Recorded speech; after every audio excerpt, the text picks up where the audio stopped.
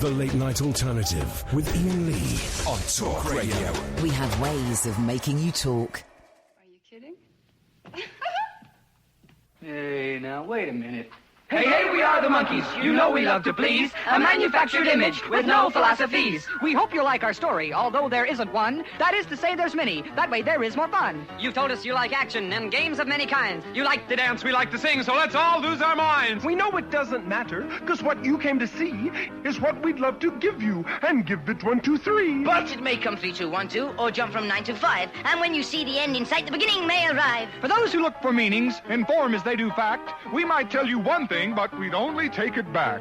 Not back like in a box back, Not back like in a race, not back so we can keep it, but back in time and space. You say we're manufactured. To that we all agree. So make your choice and we'll rejoice in never being free. Hey, we are the monkeys. We've said it all before. The money's in, we're made of tin, we're here to give you more. The money's in, we're made of tin, we're here to give you...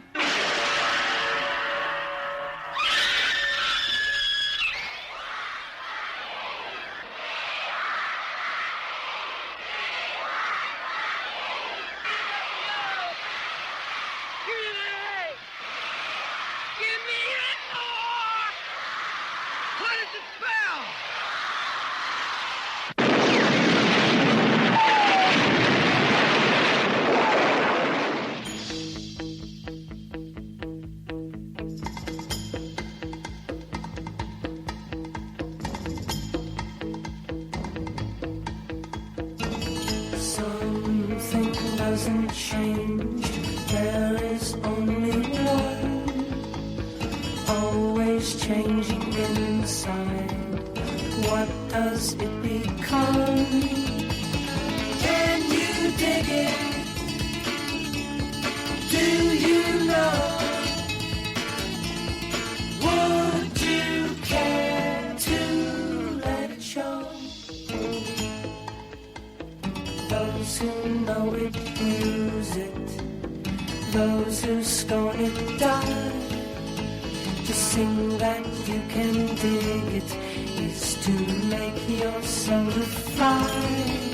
Heaven, can you dig it? Do you know? Would you care to let it show?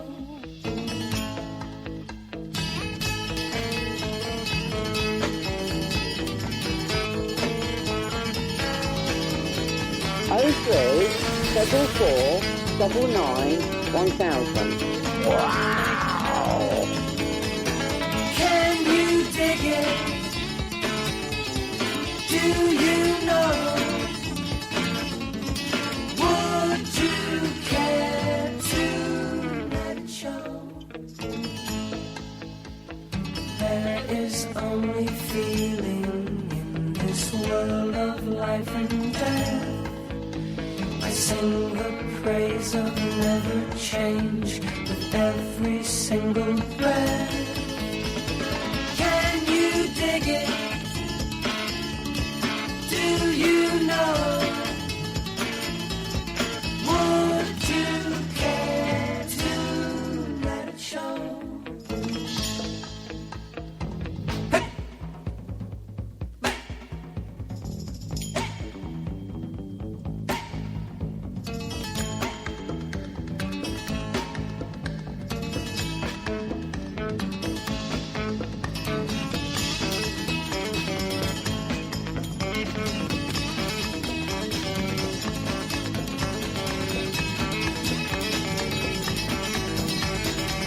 Here we go.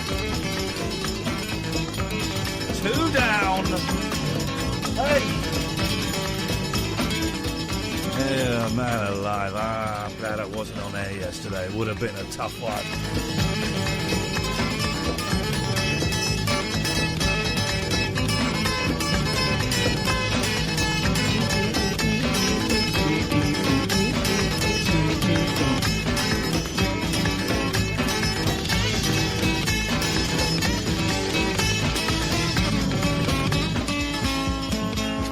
Oh, man, Peter Talk. I mean, yeah, he was old and stuff, and he'd been ill and stuff, but that's half the monkeys gone now. It's half the monkeys. I did a couple of interviews about it. Yes, I did. What did I do? I did Front Row, because Samira Ahmed is a big Monkeys fan. And fair play to her. She kind of pushed to do a thing about Peter Talk. You know, the flagship arts show on BBC Radio 4. So I did that. And then straight afterwards, the BBC phoned me up and said, could you come on the BBC News channel? I was on the BBC News channel after Holly. You know Holly, who the young lady who got turfed off a train because she was in a wheelchair? Oh, yeah. I think she was on before me because I was listening down the phone. I couldn't really hear it very well, but they were talking about being in a wheelchair, and it was someone called Holly. I think it was our Holly. Well, I'm sure she's listening, so Holly. Holly, was it you? I mean, I'm sure there are other people in wheelchairs called Holly. I'm sure, but I don't she's think the best one. They can't be as gobby as you. This was a gobby person banging on about having wheels. So I did that, and it was clear that the presenter didn't know anything about what was going on, so I did all the talking. There was some Six Music today. So I saw on Twitter. Matt Everett. Yeah. He sent me an email. And I had a few others asking. It was weird. I mean, they kind of misintroduced me on Radio 4 as a friend of his. I wasn't a friend of his, but I'd met him a few times and certainly spoken to him. But it was weird. And I had a couple more requests, and I thought, I don't know. It feels a little bit mawkish. They asked me to go on 5 Live, and I sort of could have done it, but it would have been tricky because I was doing something last night. So I put my friend Peter Mills, who wrote a brilliant book about the Monkeys movie Heads. And he's going to be talking on the show that comes after this one. Is he? Mm-hmm. Peter Mills coming on? Mm-hmm. Oh, beautiful. Peter Mills is great. And he was on with Bobby Hart, who of course wrote loads of it. Anyway, it's sad. You know, it's sad. And I spoke to Mickey's wife, and, you know, Mickey's in London, apparently, and is just, you know, inconsolable. Yeah. You know, I mean, I wonder what it's like being part of a very small-knit group, whether that is a pop group or, you know, a group of colleagues or a regiment or something, and to get to that age where your peers, your colleagues, your brothers, your sisters in arms are dying, you know, and you kind of go, gosh, we're the last two left. Well, one day me and Sam will find out. You cheeky cow. Well, it nearly happened today, dear listener. By the way, this is the Late Night Alternative. Iain Lee. Katherine Boyle. 0344 499 1000. So I took my Module 2 motorbike test today, and I failed. I failed, and I was so convinced I'd passed. This is the driving one, where basically you drive around about 40 minutes. You've got a little headset in, and the guy behind you on the different motorbike is telling you where to go. And I really thought I'd passed. There was one bit I had to do a really tight turn, and that was I struggled with. But everything else I thought I've passed, because I was doing it perfect. I was doing all the checks over the shoulder. I was keeping the speed steady, doing all of that. And I failed it. And I was gutted. And I failed for 2 reasons. One was dumb.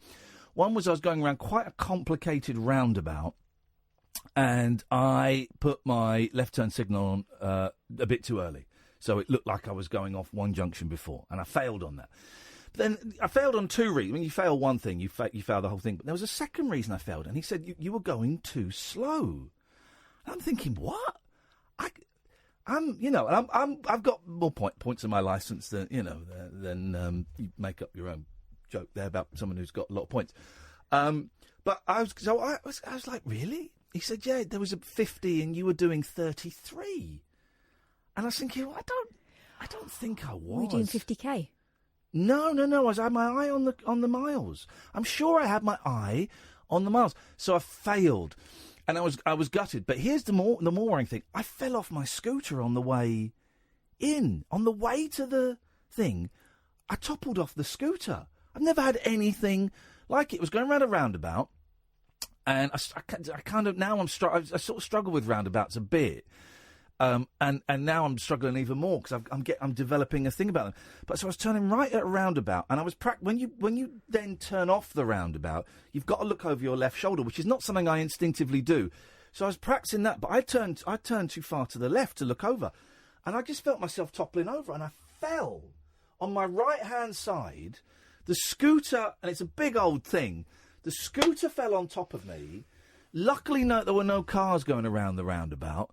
But there was a car that was coming in front of me, and oh Jesus, the embarrassment! And I'm lying on the floor with a scooter on me. Can I show you my injuries? Let me show you my injuries. Whoa. Let me show you. Make sure you can't see my penis.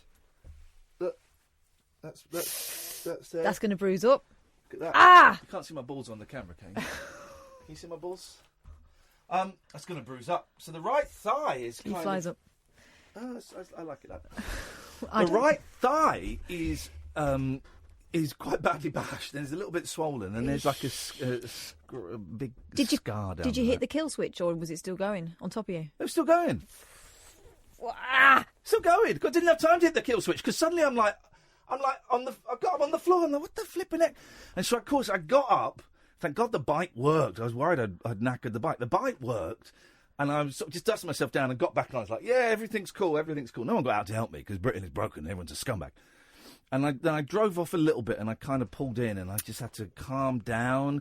My wing mirror had twisted right round, so I had to kind of twist that back.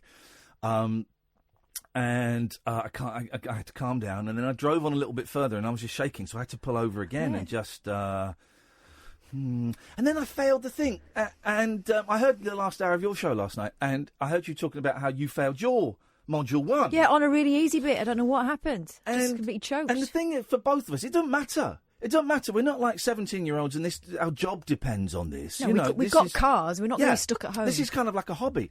But that sense of failure, oh, God, it hurts, man. I'm just really frustrated with myself. Yeah. And I'm thinking, well, OK, why couldn't he just say, look, you've passed, you just need to go a bit faster? Why couldn't you say it? Or the roundabout thing. But, them's the rules, and you've got to abide by the rules, and that's fine. And so I've booked another one, and you can't book it in for 10 days, and then the first space after that is the 15th of March. I've booked another one in a different test centre, because I can't face going back there. I felt humiliated when he was telling me, and I was doing all the, OK, thanks very much for your time, thanks for letting me, OK, and where did I go wrong? All right, thank you very much. But I felt humiliated. But here's the thing. We say this all the time. 0344 499 1000, by the way. We say this all the time. We learn most from failure. Yeah. Right? That's when if you succeed all the time, you don't really learn anything. You plateau in terms of your knowledge and your experience. So we learn more from failure. So tonight's show, let's embrace and celebrate failure. I don't quite know how, but where and when. This is what we'll do. Right. Where and when, dear listener, have you spectacularly failed? Doesn't have to be spectacular. It can be a tiny failure. Phone in with your stories of failure. If you can then bookend that, it's not quite the right phrase, but if you can then full stop that with how you turned that failure into triumph, 0344 499 1000, we're in. Because here's what I said to you earlier, and I mean it. Yes. Right? Both of us have failed on things that we shouldn't have failed on. Yep. Because we can do this, right? Yep. And in 2 months' time, this will all be a distant memory. We will have passed it. But we'll never have a lesson on those bikes again. No. So maybe, actually, these are little cautionary moments where we go, right, when we actually do this, we're going to be better riders because of it. For going too slow? Uh-huh. This is a guy that had to go to court to keep his licence for going too fast, too many times. Too many times. Yeah, but I think the fact that you'd fallen off your bike might have made you a little more cautious than you realise. I think it did. It certainly made me really focus on steering on the roundabout. So maybe my indicator thing wasn't quite focused. And fine. I want to be safe on the roads. Fine. He told me exactly what I did wrong. Right. I'll bear that in mind. And I'll next time I'll do it. I'll do it properly. So failure. Let's celebrate. Failure, let's salute failure. By the way, you can call in about anything you want. You know that, right? But let's celebrate failure, let's salute failure. When have you failed? Let's laugh at failure. Let's laugh in the face of failure. But if you've then got like a little PS how you turn that failure into success, then man alive, we want to hear from you tonight. 0344 499 1000. Free to call up, maybe cost you pennies at the most, but generally it's free. You'll speak to Sam tonight. Good to have you back, Sam. He will take your name and your number, and he will give you a call straight back. It's as simple as that. This is the Late Night Alternative, weeknights from 10 with Iain, Lee and Katherine Boyle on Talk Radio. Across the UK, online and on DAB. The Late Night Alternative with Iain Lee on Talk Radio. 0344 499 1000 is the phone number. Good evening, Simon. Oh, that was quick. Hello, mate. You all right? I'm very well. What you got for us tonight, please, Simon? Right. I've discovered a new app on my phone. Yes, okay. And I wanted to tell you about it. Okay, beautiful. Because it might actually be of some use to someone. Oh. So it's called Wisdo. Wisdo. Yes, Wisdo. Now, when you open the app, Yes. once you downloaded it, obviously, there's a lot of categories. And some examples of the categories are coping with depression, anxiety, loneliness. Here we go. Relationship advice. Yes. Being body positive, heartbreak. There's a load of different categories, right? Yeah. So you click on one that applies to you or just to how you're feeling at this current time. Yes. And then it asks you if you want help or you can offer help. Oh. And then you fill out a series of short questions. Yeah. And that's as far as I've got into it at the moment. to be honest. Do any of the questions cover whether you've got a criminal record, whether you're exploitative, anything like that? No, but I think... Well, hang on. What does it do? Does it put you in contact with another random person who's ticked those same categories? As you're answering the questions... It's like a dating app for whack Yeah, jobs. yeah, kind of. As you're Charge. answering the questions, Yes. it's updating itself as to how many people in the community fit that criteria. Yeah. And then you, presumably, you talk to people who are going through the same or similar, and it's like a buddy system. Okay, hang on a minute. Well, I think Simon might be missing out an integral part of this. I think it may be. Is it like an anonymous thing? So you're not. I haven't gone that far into it yet. How it works? Here we go. I think that a vital part of this story is being missed out. Right. So, no, don't worry. So, okay. So I've gone to the wisdo.com website, right? It's learn from people who've been there, connect with people who've walked your path, and share your own helpful advice. So, step one, share your unique story. Your personal profile will tell others what you... It's not like Tinder or Grindr, I don't think. Your personal profile will tell others what you've been through. The more you share, the more helpful people you can bond with. Connect to people just like you. Discover people you can benefit from connected to based on shared experiences. Oh, no, hang on, yeah. Chat and help others. Have private conversations with people you can learn from or guide. Meet friends for life. Explore more life experiences and people who have gone through them. It does sound a little... but you've not used it yet, Simon. I'm dabbling with it. I haven't. I got quite excited by the prospects of it, and because of the ethos of this show, I thought it might be. Here we go. I've got some reviews. Here, got some reviews. It gets scores 4.5 on the App Store. Five stars from Jennifer. A godsend. I find the Wisdo app to be a godsend, as I find it very therapeutic to talk and give advice on people problems. There are various groups you can join, ranging from depression, relationship issues and loneliness, etc. You can create an online profile and add your picture. I would say be careful to watch out for the odd guy that takes advantage and uses this as a dating app, which I find spoils it for members like me. So loads of 5-star reviews. Yeah. Then there's this. 1 star. Dangerous. Please steer clear of this app. I wanted to try it thinking I could speak to people that might know the pain I'm going through, but this has made it worse. It's just an unmoderated forum where people write all sorts of horrible things. There was someone with an obscene name, considered offensive in most of the world. I saw one account just replying to everyone, telling them to go and kill themselves. This afternoon there was a petty argument where one girl said something and another girl took offence and started saying horrible things. At one point someone said they were going to punch another. It was really heated, and then a person who I think was a staff member commented telling people to stop but not actually doing anything about it. Then there's another review. Steer clear of this dangerous app. I originally posted a 5-star review but have now seen the sinister side of this app. I discussed my experience of what triggers my cynophobia, fear of dogs, after being adverse to the constant mugshots of dogs plastered on the anxiety forum, and asked people to tell me why dogs are so beloved to them. I was met with sheer hatred and group bullying by members, told that I should shut up by an administrator, and threatened by a guide that I had breached the T's and C's and would be suspended if I carried on questioning why people love dogs so much. Yeah. I think anything is open to abuse, and anything online is. Yeah, but this is specifically targeting people who are particularly vulnerable.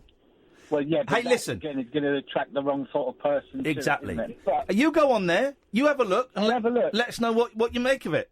Yeah, I'll have a play around with it and let you know my experience of it. And if anybody else wants to have a go, and maybe we can work out between us whether it's any good or not. Okay, all right, nice one, Simon. Thank you very much. I mean, it sounds a little to me, but we don't know the full facts and figures. A lot of calls, plenty to talk about. Let's go to Dredge first, Dredge, because we know Dredge gets very, very impazzianto, and if we don't come to him within 7 minutes, the phone goes down. There'll be an HF. Dredge has the 7-minute time slot allotted, and then that phone ends. That phone call ends. So we've gone to him. He's crying now because we know his dirty little secret. Good evening, Dredge. Man up, you snowflake. Oh, okay. Do you know, I've never heard a drain laugh. Can I just say that first of all? Have you not heard one gurgle? I have heard one gurgle, but somebody said to me today, laughing like a drain. I thought, that's a weird phrase. Yes, no one says gurgling like a drain, Catherine. Get with the programme. Oh.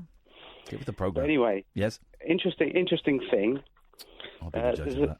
Well, you will, thank you. Yes. There's a new documentary out called The Ghost of Peter Sellers. Are you interested in that? The Ghost of who? Peter Sellers, do you know him? Peter Fellows? Peter Sellers. Oh, Peter Sellers. Yes. What do you mean the ghost of him? What is this ghost? Ah, right. So this is about a film that Sellers was making in 1973 in Cyprus. And he behaved so badly it never got released. Oh, not the one where he plays there's loads of prisoners of war trapped underground for 5 years. No, I think that actually did get released. Yeah, watch it. Watch it. It's a bleak film. Peter Sellers in a film where he's a German prisoner of war, based on a true story, and there's a bombing, and they get trapped underground for 5 years. Spoiler alert: they all die.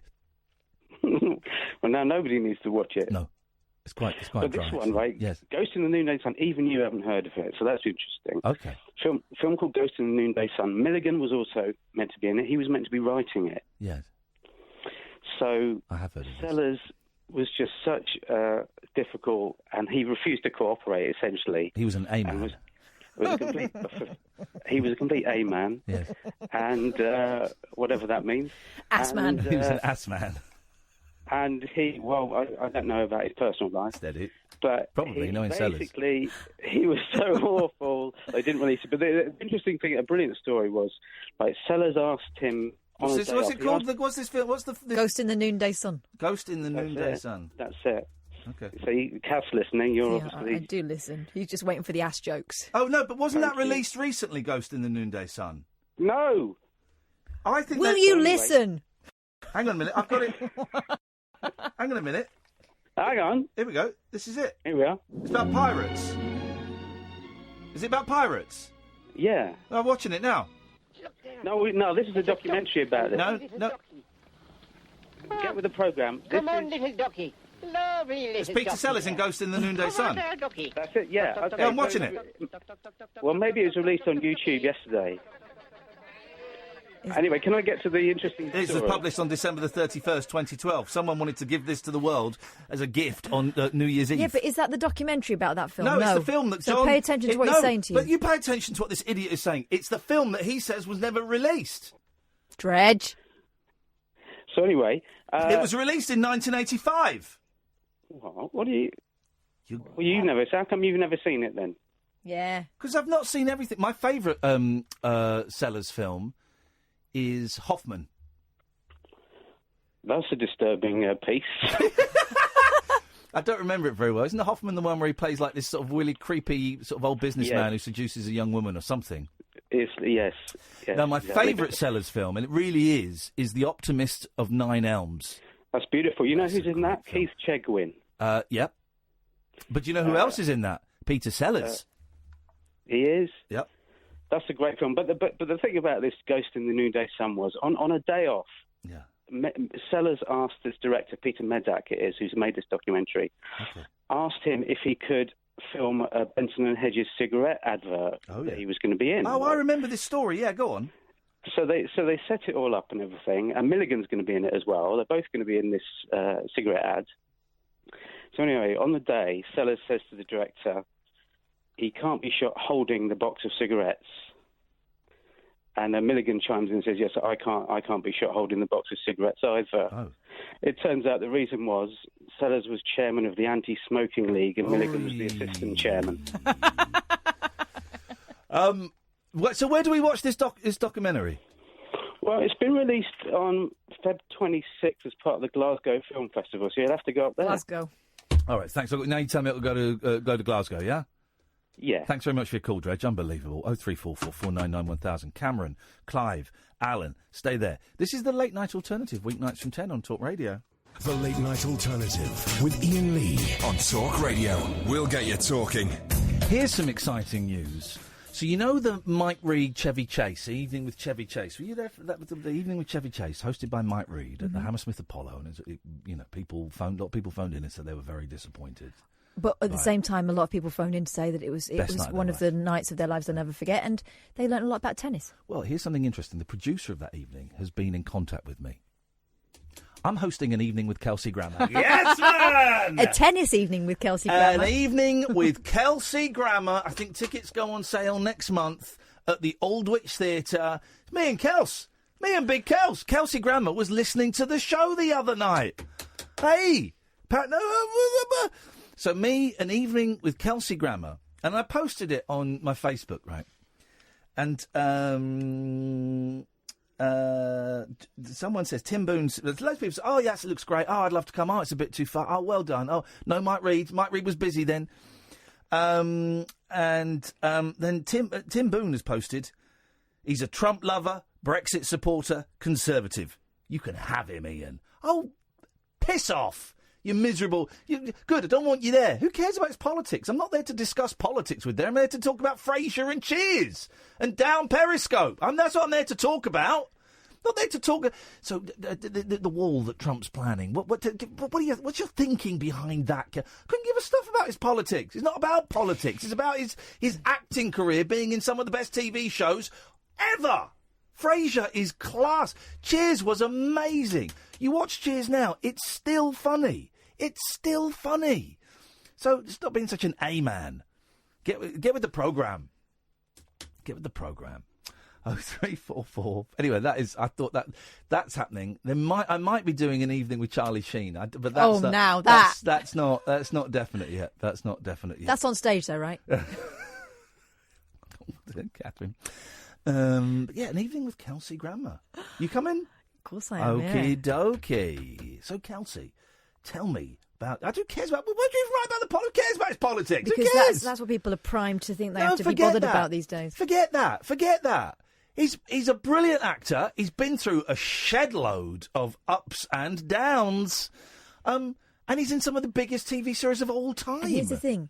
We're not interviewing him for our, you wouldn't be interviewing him for our benefit. No. It's not on our terms. It's all about, he's there to tell you everything. You won't have to prime him for things. Exactly. He's in one of those where it's a 90-minute show, right? And it'd be one of those where I go, so go on, what are your memories of Cheers? 20-minute monologue. Yeah. Okay. Well, then Frasier started. Tell me what you remember about that. 25-minute monologue. That's the show. And the guy wants to be there. Yeah. It's going to be fun, man. It's going to be fun. I am beyond thrilled. When the producer, Rocco, got in touch with us, I was thinking, well, this is a piss take. This is a wind-up. Someone's yanking my chain. But no, it's all genuine. Cannot wait. We'll see if we can get him to record a little bit for the show. You never know, but that's not what it's about. I'm not promising that. We've been to a few of these things, and I always find it frustrating watching them because I think that, the style... That Roger Daltrey one. Oh, it should have been me. Exactly. So, right, this time it's going to be me being interviewed by that guy. 0344 499 1000 is the telephone number. Good evening, Cameron. Hey, Iain. Hi, Katherine. Hi, Cameron. Hey, Cameron.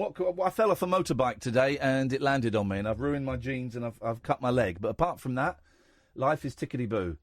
Did you go to casualty? No, I was very brave about it, very brave, and I just carried on riding. Got back on that electronic horse. Yeah, get back on it. You've got to get back on it. Yeah, it's important, because failure is part of success. Exactly. This is what it's about.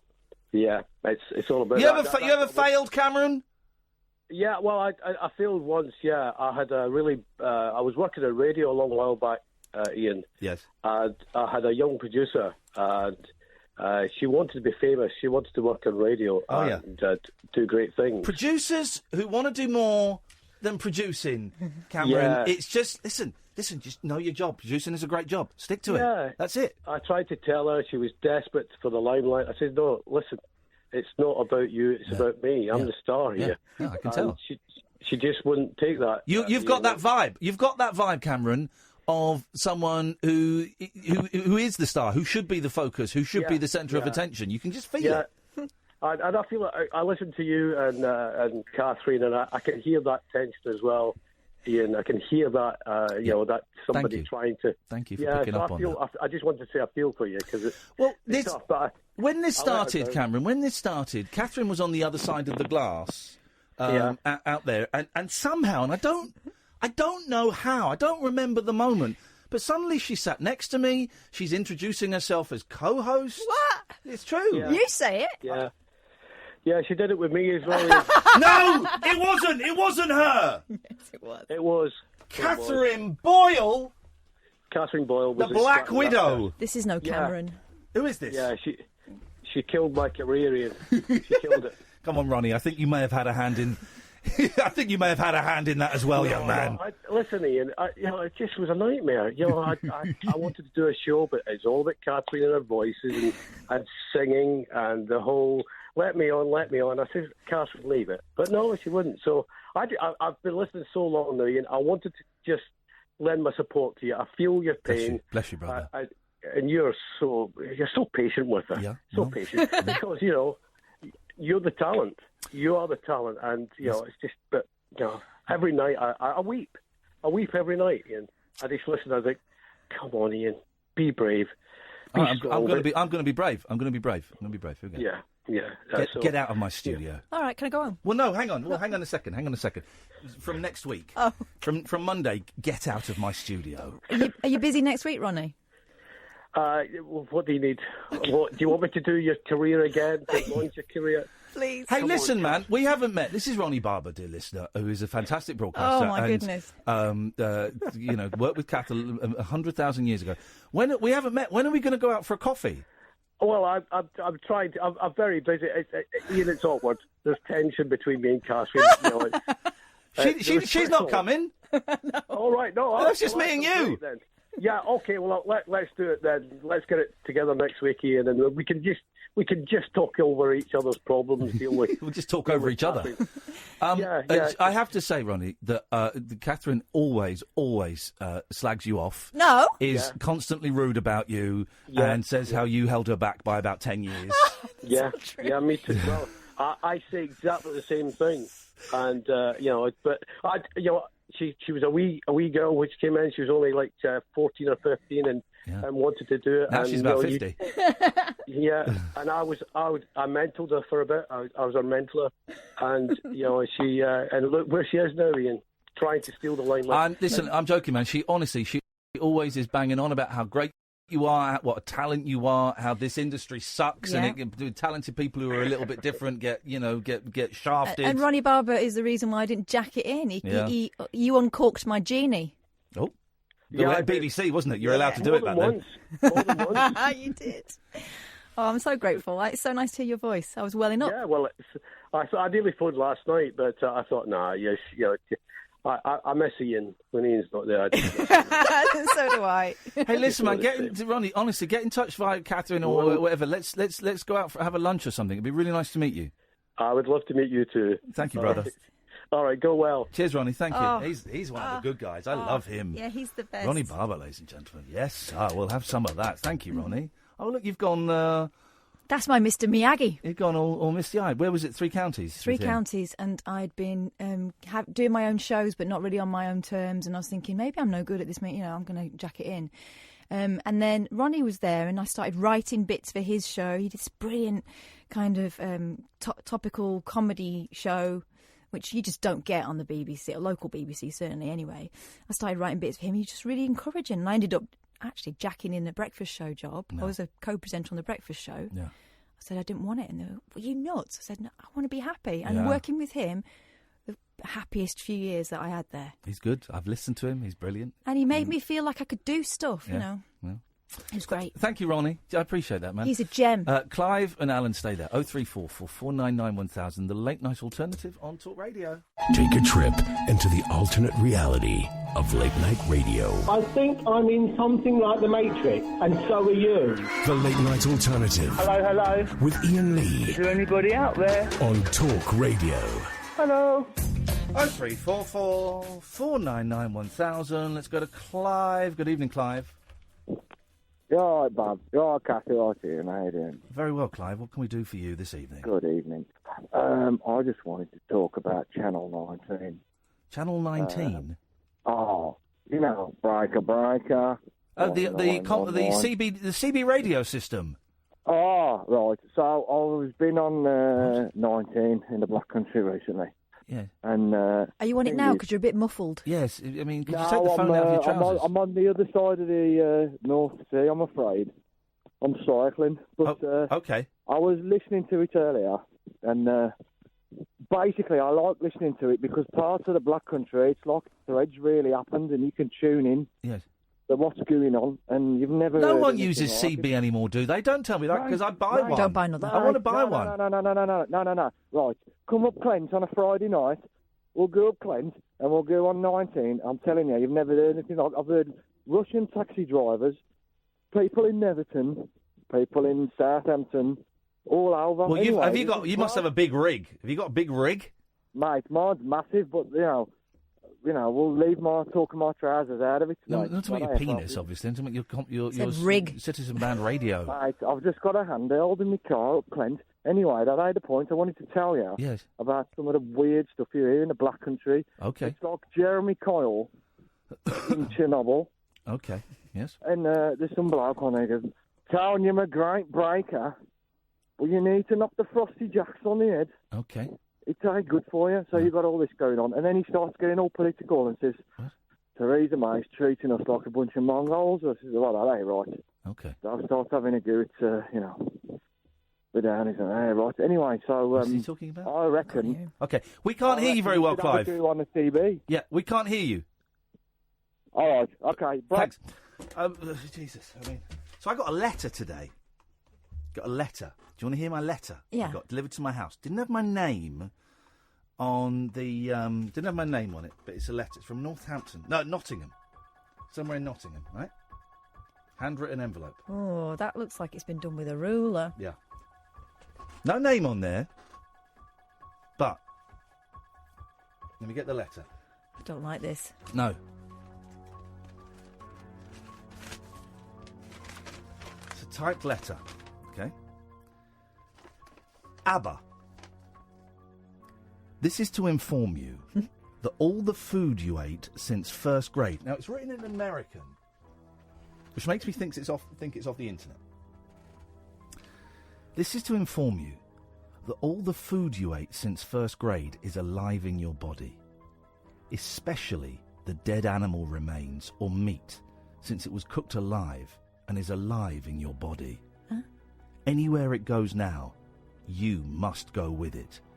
That's 365 days a year, from first grade to now. And there's a heading, breakfast, lunch, dinner.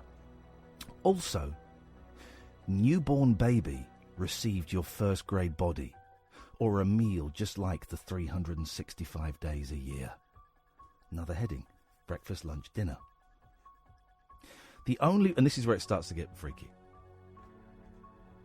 The only way I see for you to save yourself from the every which way of being burned alive, that's scheduled, is to become a solid steel statue by place yourself under anaesthesia. And mixing your body with melted metal, then re-solidifying the metal or seal yourself in cement. When it becomes real to you, you can type it up and have a lot of copies made, then pass them out and post them up. What is needed is a steel furnace where metal can be melted and the bodies of people and animals mixed up with the metal to become steel unable to be hurt. Of course, you'll be sedated first. Of course. There will be a meeting on April the 27th, 2019, 12 o'clock in the afternoon on the subject of building a steel furnace at 27th and Girard Avenue on the vacant lot. What we need now is a bulldozer to dig some ditches and steel furnace equipment. And then in bold letters, do attend. That is freaky, huh? That is freaky deaky.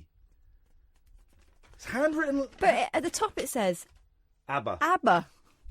I mean, I know they've got time on their hands these days, but they really need to. Right. Has anybody else had a letter like that? I'm kind of assuming, because my name isn't on the envelope, it's not targeted directly at me. I mean, I'm slightly concerned. It's someone who knows the address, because they've got my full address and the postcode. The address is written by a nut job. It's quite clear. Yeah, definitely.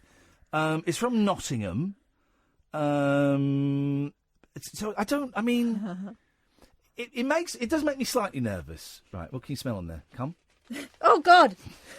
Because I did read it in bed. Flipping heck, mate. If anyone knows anything, because 95% of me is going, well, this is weird, this is stupid. 5% is going, oh, I don't want to be anaesthetised and then put in a cement mixer and turned into a statue. Also, this doesn't sound like a very practical solution to what is an everyday problem. Has anyone else had a letter like that? I don't know. I might type some of it into Google. Could you type some of it into Google and see if it's a thing? What doesn't worry? What makes me worry less is it doesn't have my name on the thing. So I'm kind of just guessing. Maybe the old lady that lived in the house before. Go on, you got it? Fairmount's steel furnace letter has a soundtrack. It's mysterious ABBA letter. Hang on. Now I'm getting uncomfortable. Stay there, Nigel. We'll come to you in a minute. 0344 okay, 499 1000. A bunch of Philadelphia Redditors received a letter simply titled. This is it. Okay. I'm going to go back here, I think. This is woo. Here we go. Go on. Yeah, they put it on Reddit. Okay. And it's hang on, let me find out what's going on here. Right. This is spooky. This is spooky stuff now. This is freaky. The Philly subreddit is almost entirely dominated by the steel furnace letter, which hit a viral meme-worthy stride this week. In fact, there's a new subreddit called Our Furnace Party. There are many memes, a GoFundMe benefiting a mental health non-profit, cartoons, an official, in quotes, website, and now songs. If you have no idea what Philadelphia's steel furnace letter is, here are the basics. Here we go. Earlier this week, Reddit user Ciandresi posted a photo of a letter that had been distributed to homes in the Fairmount neighbourhood. The rambling, ominous, one-page type letter is to inform you that all the food you ate since first grade is alive in your body, especially the dead animal remains or meat since it was first cooked alive. That includes everything from first grade to now. It goes on to say that we can only save ourselves by mixing your body with melted metal, then resolidifying the metal. That's where the steel furnace comes into play. The letter informs residents there'll be a meeting to discuss construction of the furnace on the empty lot at 27th Street and Girard Avenue on April 27th. If you need more info on that, or want to see many memes of furnace letters spawned, check out Billy Penn's coverage from Tuesday. So some guy's written songs. Let's have a look at Billy Penn's coverage from Tuesday. So, hang on, why have I been sent it? It makes me think maybe it is targeted at me then. Who knows my address? You know one person in Nottinghamshire. No. It's not Watco. He's Watco. No, it's not Watco. He's got your address. Reached by phone Monday morning, a spokesperson for the Philadelphia police said the department hadn't received any related reports from investigators or from 9th or 22nd police precincts, both of which include sections of the neighbourhood, including Brewery Town, where the note was reportedly distributed. I'm going to text Watco. Did you send me Creepy and letter. ABBA. Letter. There's now a Facebook event for the Vacant Lot Furnace Festival at the 27th, to which Phoenix, Arizona residents humbly requested a telecommuting alternative for folks who can't make it in person. Okay, now I don't think these guys are taking it seriously No, I don't think they enough. are. This is a serious thing. Who would send it to me? That's freaky deaky, man. If you know anything about it, guys, 0344 499 1000. Let's go to Nigel. Good evening, Nigel. Good evening, Ian. How are you? Very well, thank you. Hello, Catherine. Hello, Nigel. We spoke last night. Did you hear me on Catherine's show last night? No, I didn't. I only heard the last hour of Katherine's show. Let's just say I pulled. Oh. He invited me for a coffee that unfortunately I can't make, but I said you'd go. No interest in that whatsoever. Yeah. No, it's too far away, wasn't it? Anyway. No, it's you. It's me. It's you. Don't cry. Anyway, What have you got for us tonight, Nigel? So tonight. we've only got 3 minutes. What have you got for us tonight? Oh my God! I was in a pop video a few years ago. A band called the Jim Noir Band from Brighton. Noir. Jim Noir. It's a French name. Noir, French name. Noir. And I was wondering if you could. I'm trying to find it on YouTube. No, we looked for this before, didn't we? It was on Channel 4. Yes. Yeah, you mentioned this before. Yeah, we looked for this before and we couldn't find it. No, but it should be. If it was on Channel 4, a documentary. It should be somewhere on the internet, on YouTube. Well, no, not necessarily. Not everything that's ever been on Channel 4 is on the YouTube. Oh, so maybe you have to buy it from right to Channel 4 and ask them, can I have a copy of it, a video of it? Well, I doubt Channel 4 will have kept it, mate. Yeah, but I wanted a copy of it, and I've lost. I did have it. I did copy it onto VHS at the time. It was a few years ago. Oh, it was a while then. And, no, only about 10 years ago. Well, what was? Hang on. Well, you say it was a pop video. Was it a pop video, or was it part of a document or part of a program? It was a whole documentary. In the first part of the documentary, I've got 5 minutes of me acting at the beginning, where they told me what to say, and I went over it over and over again. Well, so I was acting. Well, have you looked on YouTube? Not recently, no. Oh, Jesus. All right. I'm not sure how you spell noir. Noir. Well, you can try, but I don't know. Right, no, I couldn't find it. There you go. Just looked, couldn't find it. You can't find it. No, what am I, Google? What's this? I'm a Jeeves? What is this? You're more like Jeeves, yeah. Is it no good Googling it then? I don't know. Why don't you Google it then? Anyway, it doesn't matter. I didn't did. Did I tell you before then? I didn't know I told you. Yeah, you did. You did mention it before, Nigel. I don't mean to shout. Yeah, It's just- after I the just fell off news. the Did I motorbike, do a song after the news? Or, Well, I mean, did he do a song last night? Yeah, I did actually do it. Hey, we've done. I think we've had quite a few songs this week, Nigel. Yeah. Well, we'll do it next. I think maybe next. I did a good one last night. Anyway, Was it Carrick Fergus? No, we No, banned that it was Nigel's time. Okay. And I think I did it better than the last one I did the first time I did it, actually. Okay. But All right. anyway. Maybe you could try. Have you ever considered rap? Right. I was going to making plans for Nigel. I was going to try and work that out. That one, like making plans. What? For Were you Nigel. going to try that tonight? Not tonight. Oh, no, well, no, then I'm I've not got to rehearse it. Do that Monday. Phone us Monday and we'll do it Monday. Yeah, I need to go. I need to look at the actual Okay. film. All right, Nigel. Have a good weekend.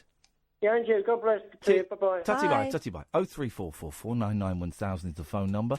Lots to talk about: failure, freaky letters, and anything else you fancy. This is the Late Night Alternative, weeknights from 10 with Iain Lee and Katherine Boyle on Talk Radio. The Late Night Alternative with Iain Lee on Talk Radio. We have ways of making you talk.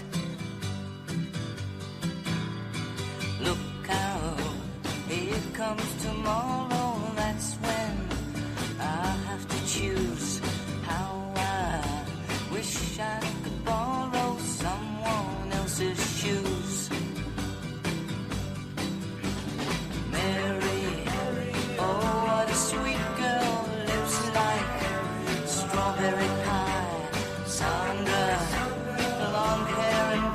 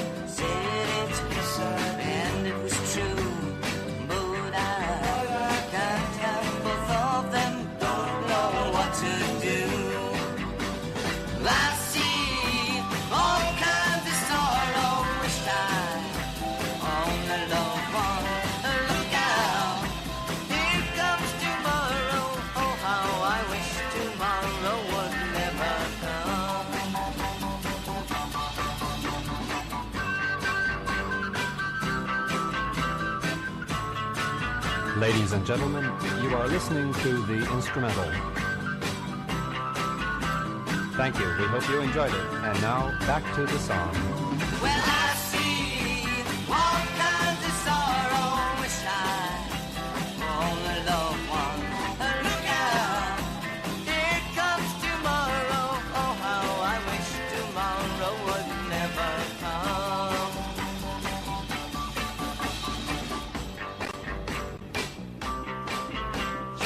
Ladies and gentlemen, this part of our record is here because if it weren't, the record would be 17 seconds too short, and we would have to do an interview at the end. Well, I see all kinds of sorrow, wish I on the loved one. Look out, here comes tomorrow. Oh, how I wish tomorrow would never come. Hi, this is me again, and this part is what we call the fade, where the record gets softer and softer, and the disc jockey usually comes in and starts talking over it. Ah, it's the Peter Talk version. Look out, here comes tomorrow. Think maybe someday going to be watching Hair, maybe watch the Monkeys episodes. Maybe not, it might be too sad. Couldn't listen to the Monkeys for ages after Davey died. Saturday, I'm going 4 hours away. I don't quite know where it is I'm going. It's 4 hours away to go and interview Nick Jones, which I'm very, very excited about. I'm not going to stay. They very kindly invited me to stay. I think I'm going to go do it and hang out a little bit and have a little look around the area and then probably come home. Makes it a long old drive, but I feel very discombobulated at the moment. I think the discombobulation is not the fault of me falling off the scooter. I think it's what caused me to fall off the scooter, if that makes sense. Yeah, it does. Just not feeling. Well, I've started taking the pills again this week. It's day 3 today. I forgot to take one today, of course. But it's day 3, and so they're making me just feel a little bit queasy and a little bit time travel-y. But I remember you always say that, the driving is the canary in the coal mine, isn't it? Yes. Good evening, dear listener. This is the Late Night Alternative with Iain Lee and... Spontaneous. Barbara Streisand. There we go, you see. You can give us a call. That's what I like about you, is your speed. Comedy is all about timing. 03... Good one. There we go. 0344 499 1000. You can call us about absolutely anything you want. If you know anything about the... what was that? What would you say that letter was called? What was it called? They call it the steel furnace. The steel furnace letter. If you know anything about that, 0344 499 1000. We're talking about failure. Failed my not motorbike test, it's like the scooter test. Failed it today, and I was really sure I'd passed it. I booked another one in March the 15th. But let's celebrate failure. Let's embrace failure, for crying out loud. And you know the score. You can call in about anything you want. 0344 499 1000. Hey, this Jussie Smollett story. It's insane, isn't it? I was going to mention it the other day, right? So he's this actor. I've never heard of him. I don't know the television programme he's in. Empire. Yeah. I've never seen it. And he got... he came out and got... He's gay and he's black, and is relevant to this. He got beaten up in the street, had a noose put around him, had petrol or bleach put on him. I've heard 2 different things. Was told this is a MAGA country, so it links in with Trump. And then quite early on, it was like a big thing, and loads of people on the left... double N, because I didn't rip you apart last time. You call in if you want, but I don't think we're going to be able to make your gig. But call in. I can't really have conversations via text. And don't text Katherine because she can't see the screen. 0344 499 1000. Loads of people on the left were going, well, this just shows that Donald Trump's America is full of scumbags, and he has enabled racists and homophobes to do hate attacks in the street. And then quite early on, a few people were suggesting that this Jussie Smollett had faked it. And I was going to mention this early in the week when I first saw it, but I thought I won't mention it because, and this shows where my bias is and my prejudice is, I thought I won't mention it because it's more than likely that this is kind of a backlash and people are saying he faked it just because he's a black gay man, and it's an easy kind of smear to do. And I thought, I don't really want to get involved. Also, it's the fake news defence, which is used all the time. Yeah. What? Hang on, what? Well, they'll say fake news didn't happen. Prove it happened. All that kind of stuff. So I thought, this guy's no one No black man is going to make up having a noose put around their neck, and so I'm not going to jump on this. I'm not going to even going to mention it, because we're playing into the hands of the alt-right, the InfoWars guys. Anyway, it's looking more and more likely that he faked it, that he paid. First of all, he said it was 2 white guys that did it, and now it would appear it was 2 Nigerians, I think, 2 black guys, that he knew, that had been extras on the TV show. They are saying he paid them by cheque. Flipping heck, man! Listen, if you're gonna do something dodgy bodski, cash is king. Use notes. Untraceable. Hand it over whilst wearing gloves. Also, if you're going to fake a race hate crime, I'm afraid you're going to have to hire actors to type. You're going to have to get some white guys. Because there's CCTV. But there's no CCTV of this. This is another thing that the coppers have come out and said there's no CCTV of this. So, and I'm finding it fascinating. Now, he has got the same lawyer that defended Winona Ryder of her shoplifting. Another couple of really big... Can you see who the lawyer is? He's done a couple of big celebrity cases. And they're now saying, and I don't know where this comes from. I think maybe this comes from the Nigerians. I'm being very careful because I don't want to kind of propagate fake news and stuff. But I've heard this on the news. I think this comes from the Nigerians that he supposedly paid. That he was unhappy with his salary for being in this series.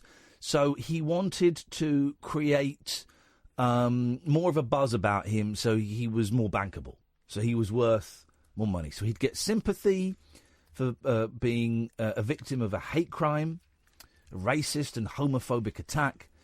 That would raise his profile and he'd get more money. And I really don't know what to... I don't know what to make of this. I don't know what to make of it. So at the moment, I'm kind of going along with the cops and going, well, this is probably a fake, fake thing until we proven otherwise. He's out of the show. He's been booted out of the show. He had 2 more episodes to film, and I think he's been written out. But I mean, what a bizarre, strange thing to do. Why would anybody think this was a sensible idea? We found this lawyer. Yeah? I'm looking it up. There's a lot of quotes from his legal team. Let me find the name.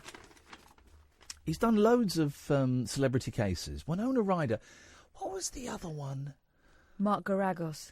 No, I don't know. Oh, he's represented celebrities including Winona Ryder, Michael Jackson and Chris Brown. Oh, okay, there you go. The bad boys of rock and roll. Well, we certainly know that Winona Ryder was guilty. Yeah, and Chris Brown. I mean, it's a very peculiar one. I mean, I just don't understand how anyone could think that would work. And there's a great interview with him on Good Morning America or whatever. I don't know the name of the programs. I don't live there. And he's doing his very earnest, this I will forever be the guy that this happened to. I mean, they put a noose around a black man's neck, and who could do such a thing? He's a good actor. God, imagine he's faking it. He's a good actor. The balls of the man to do something like that. Yeah, very, very. If indeed he has faked it. It's not looking great, Let's say he has. Let's say he has, and be done with it. So the new James Bond, it's not called this, but Shatterhand. What? Shatterhand. He shat a hand. He Shatterhand. This is the working title of the new James Bond film, Shatterhand. No, you can't call it that. Shat a hand? No. What? Shatterhand? No one... In the meeting, right? It's not what it's going to be called. It's the working title. But in the meeting, go, OK, so we've got the working title. We're going to call it Shatterhand. Everyone happy with that? No one goes, you know that sounds like a man just shit a hand out of his bum hole. Also, this is a show with a history of giving characters funny names, like Plenty O'Toole, Pussy Galore, Shatterhand. Sounds like his magic power. Well, I mean, I suppose you could technically. There must be some people into that. Oh my God! Not me. It leaves a terrible taste in my mouth. But Shatterhand. No, please. No, guys, you can't call it that. I'm just going through the notes I made. R. Kelly. And his collar felt. It's time up for R. Kelly. Although we have been here before. Oh, he's gonna get done. R. Kelly. He's up with 10 charges of. I guess I'm to the air conditioning. It's very hot. 10 charges of gross indecency and assault. I'm guessing it's something like that.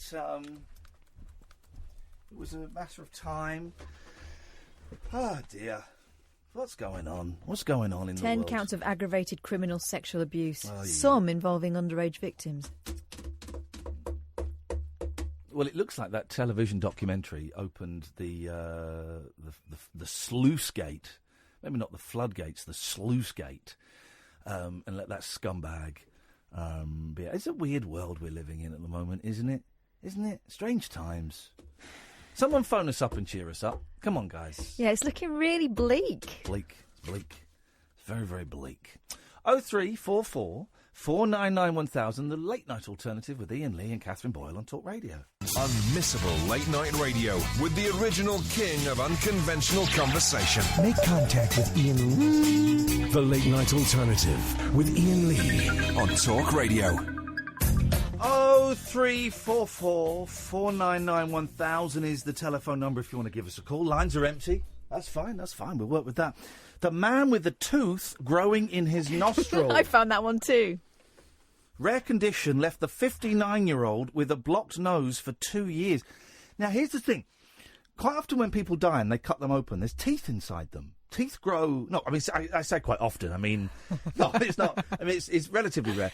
But you do hear stories of they cut people open or the worst one is they cut someone open and there's teeth and hair in there. Yeah, the twin. The twin is inside them. That actually happens.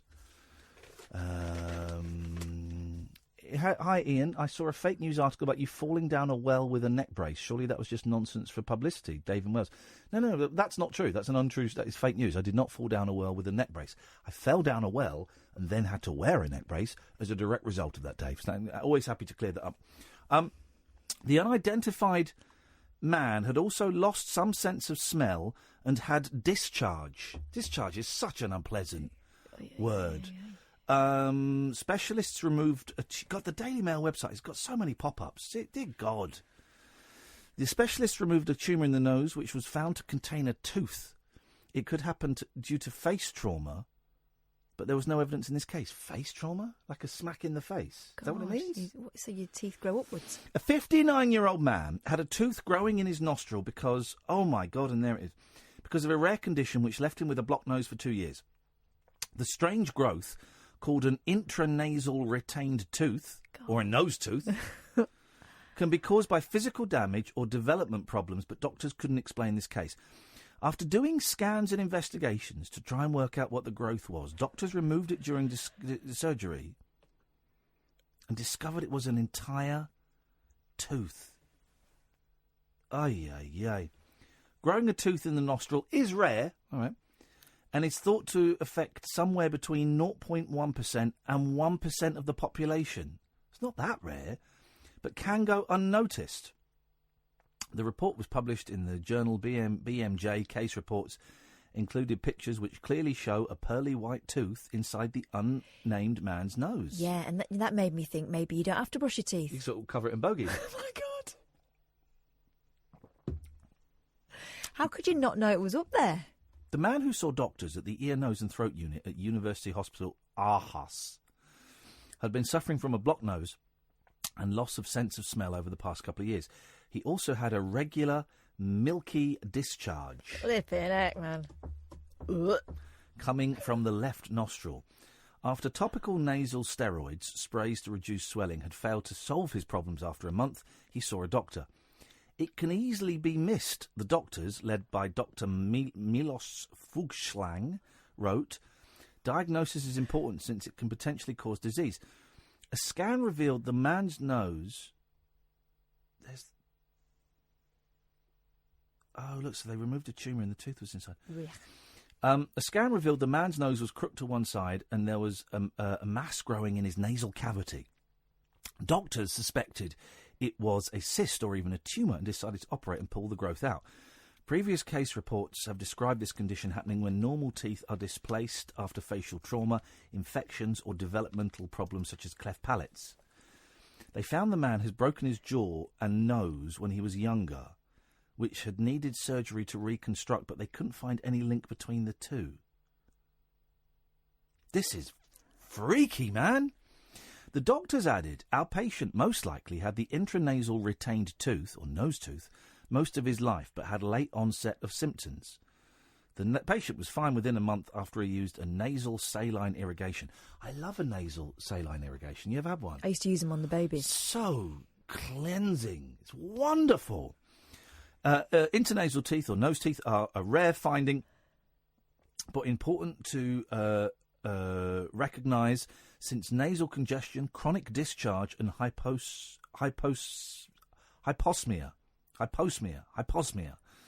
can decrease quality of life. God. Imagine. Dirty. What a dirty man. Dirty. There's no chance my youngest has got one up there. She'd have found it by now. She's got a finger up her nose. Someone's replied, radiation. Is it radiation? What, in the comments? Yeah. All the doctors?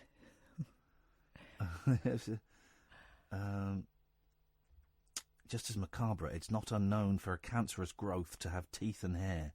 Shut up. That's what someone says in the comments of the Daily Mail. Cancerous growth of teeth and hair. Wow. That is like another human being trying to come out as cancer. But people do absorb twins, don't they, in the womb?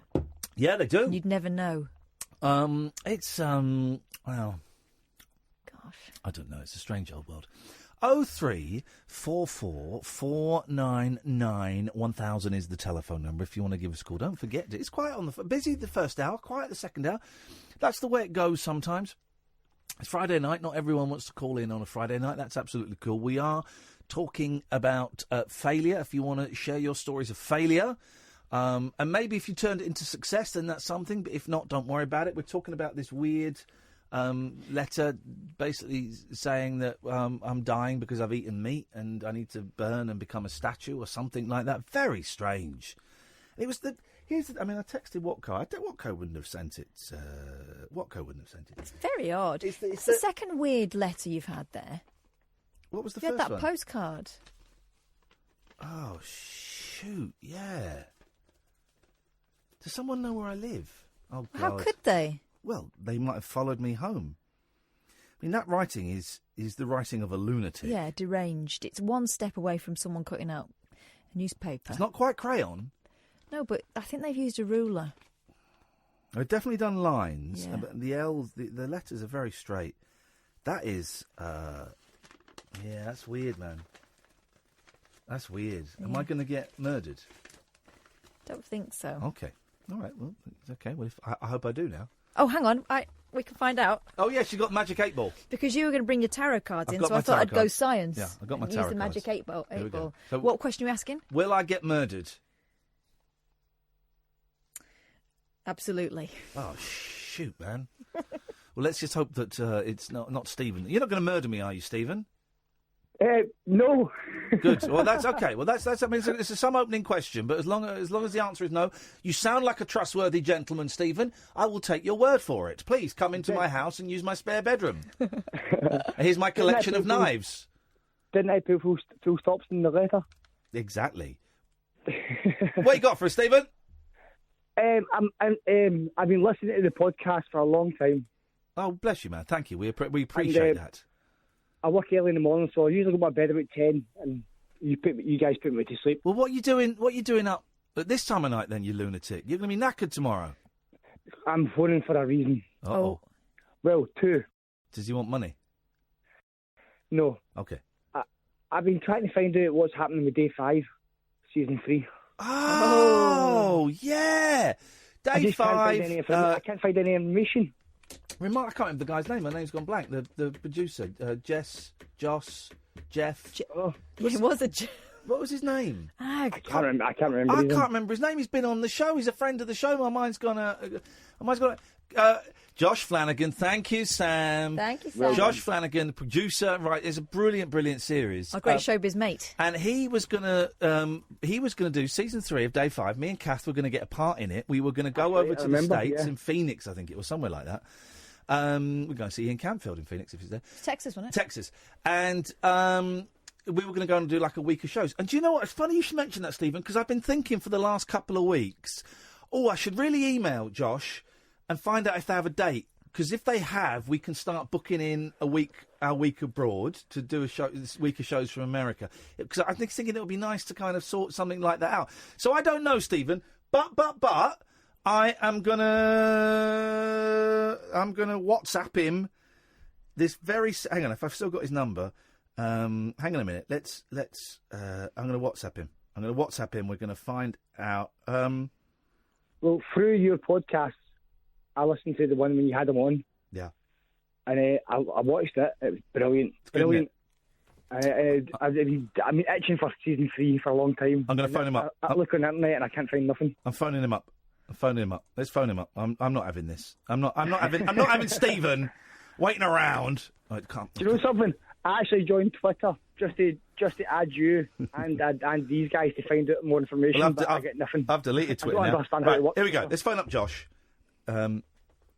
Is that fader's open? Is it? Okay. Let's get Josh on the show. Here we go. I mean, I bet he answers the phone with a barrage of swear words. He's quite. What time is it there? Who cares? Mm. Be like afternoon. Be mid-afternoon. Come on, Josh. God, he might be filming. We might be ruining it. Well, if he is filming. Hey, this is Josh. I am clearly incapable of answering my phone at the moment, but if you leave me a message, I will call you back. At the tone, please record your message. When you have finished recording, you may hang up or press 1 for more options. Hey, Josh, you're a piece of trash. It's Sal from Sal's Diner in New York City. I'm only kidding. It's Iain Lee. Katherine's here. Hello. And we have Josh. We're on air, and we've got Stephen with us, who's just called in. Stephen, you can ask Josh directly. Josh, we're dying to know. The nation and Great Britain is dying to know what's happening with season 3 of Day 5. Day 5. He forgot the name! He phoned up and he forgot the name! Oh, no! Josh, we need to know what's happening. Press 1 to listen to your message. Press 2 That'll to do. erase. There we go. I think we'll get the message there. Stephen, I can't believe you froze!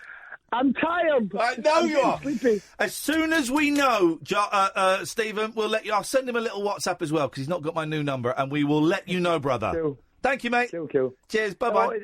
Go on. Thing. Yeah. I went to the Flying Duck today to get tickets, and I can't get tickets. Oh, you've got to get them. Does it have to be through? So I don't trust online. It has to be. It has to be. This is the show that we're doing in Glasgow. We've sold 50% of the tickets. Right. It's a cool venue, by the way. Oh, I can't wait. I can't wait. Our friend Graham's told us all about it. Yeah, they don't sell tickets, and we can only do it through my website. Right, okay, so I have to get a friend to do it for me then. Get a friend to do it. IainLee.com/event. There's 30 tickets left. All right, cool, so I better get on it then. Stephen, do it, man. I look forward to meeting you, brother. Thank you, mate. You too, guys. Cheers. Right. Bye-bye. Bye, Stephen. Yeah, we're doing the show. 50% of the tickets are gone for Glasgow. We've got 20 tickets left for Manchester. They're in May and June. And then the end of June, we've sold like 25% of the tickets for a show in London that we've not even really mentioned. And we've got loads left for Shaftesbury in July. If you want tickets, Belfast isn't up yet. I need to... well, they seem to be taking their time, which is fine. If you go to iainlee.com/event, IAINLEE.com/event, all the ticket links are up there. When there's a link for the Kelsey Grammer thing, I'll put that up there as well. Let's go to... Now, is it Lisa or Liza or Lisa? It's Liza, Iain. How are you? Hi, Hi, Liza. Very, very well. I don't think I've ever spoken to Eliza before. You have. It's Wilson's mum. Oh, I've spoken to a Liza. I'm just putting that gap in because it sounds like Eliza Doolittle. Hello, Liza. Hi. Listen, I used to work in minor surgery and take cysts out, and I can tell you they do grow teeth and hair. Wow. It's gruesome. So hang on a minute. So just right. So a cyst is like a growth, yeah? Well, you get various types of cysts. Yeah. The ones more with the teeth and the hair are taken out in proper surgery. Yeah. So, but I've seen the videos and I've been in there when they've done it. It's amazing. It's gruesome. Do you do that thing where you kind of put one finger in your mouth, turn away, and then slap your other hand? Go, oh! So would the cyst be external or would it be inside the body? Inside. The ones with the teeth and everything will be inside the body. And how many teeth? How much hair? Is there an eye? Oh no! Yes, you can get eyes. As Shut well. up! No, I was joking. Is it blinking? No. Google it. It's amazing. But the hair, it's like a proper hairball with teeth. You can get a good set of teeth. Couple of teeth in there. And would that be an absorbed twin from, embryonic times? Or could they have eaten something as a baby? I don't know. I honestly don't know. I know there's a thing with the twins, but it's also the body just creates things with the calcium and everything that we build up. Oh, my God. And it forms teeth? Yeah, it's amazing. Google it. You'll see them on Google. I'm Googling it's incredible. it. Oh, hang on, mate. They don't come as a set of teeth. You'll just see the odd two. Removal of dermoid cyst with 6 teeth. 6? Yeah. So, oh God! Oh! So they've just burst the sort of little sack. Oh! It's pulling the sack out of. I don't know where that is. It's very pink. Oh God! It looks like a ball sack. Where is that? Just cut it away. Hang on a minute. Let's just jump forward. I want to see these bad boy teeth. Let's jump. It goes on for flipping ages. God, this is like. This is keyhole surgery, though, isn't it? That they've got like remote instruments going on. All right, mate. Fascinating. He's sewing There's it hair up. coming out. Oh, there's hair! Oh, jeez! He's burst the sack and there's hair! Oh, no! Oh, no! No! Oh, my God. Oh, God! He's having to root around. What's he going to pull out? Finger going like that. No! Oh, no! It's the most... Wow. It's disgusting, but I can't stop watching it. They got it, look. It's got a blood supply and everything. Oh, God! Liza, this is horrible. Why are you making me watch this? I love being in surgery watching this. It's great. Oh! God, I nearly swore then. I've got a Kelsey Grammer story for you too, really quickly. Oh, there's a tooth! Oh, that's not a tooth yet. Hang on a minute. He's just nipping off the blood supply. Hang on. Have you puked yet? Oh, Jesus. that's rising. I can't make this jump. This video's gone a bit funny for some reason. Hang on a minute. It's a shame there isn't smell-o-vision because the smell's quite unique. Oh, right, this is the thing. We watch Pimple Popper and we reckon there must be some right old pongs kicked out there flipping it. It's almost like cauliflower cheese, but the most intense. Oh my gosh! Smell of cauliflower cheese you can imagine. Oh yeah. Oh. I smelled the cat's septic ear once. There was a sort of sweetness to it. Some of them are quite. Oh, there are the teeth. Here come the teeth. Oh, look at that. All right, they've whipped it out. So let's have a look what you got in the bodily lucky dip. There we go. Look at those teeth. They're proper teeth. And they're the serious ones, like the Lego Forers. Oh, disgusting. Honestly, aren't people horrible? You're horrible, Liza. You disgust me. I love it. I'm sorry. Go on, let's have your Kelsey Grammer. Paul and I went to see a filming of something, I can't remember what now, in Richmond many, many, many years ago. Yeah. And we went to a pub beforehand to have some lunch. Yeah. And I turned around and Kelsey Grammer was sat there with his agent. No. Like you, huge fan.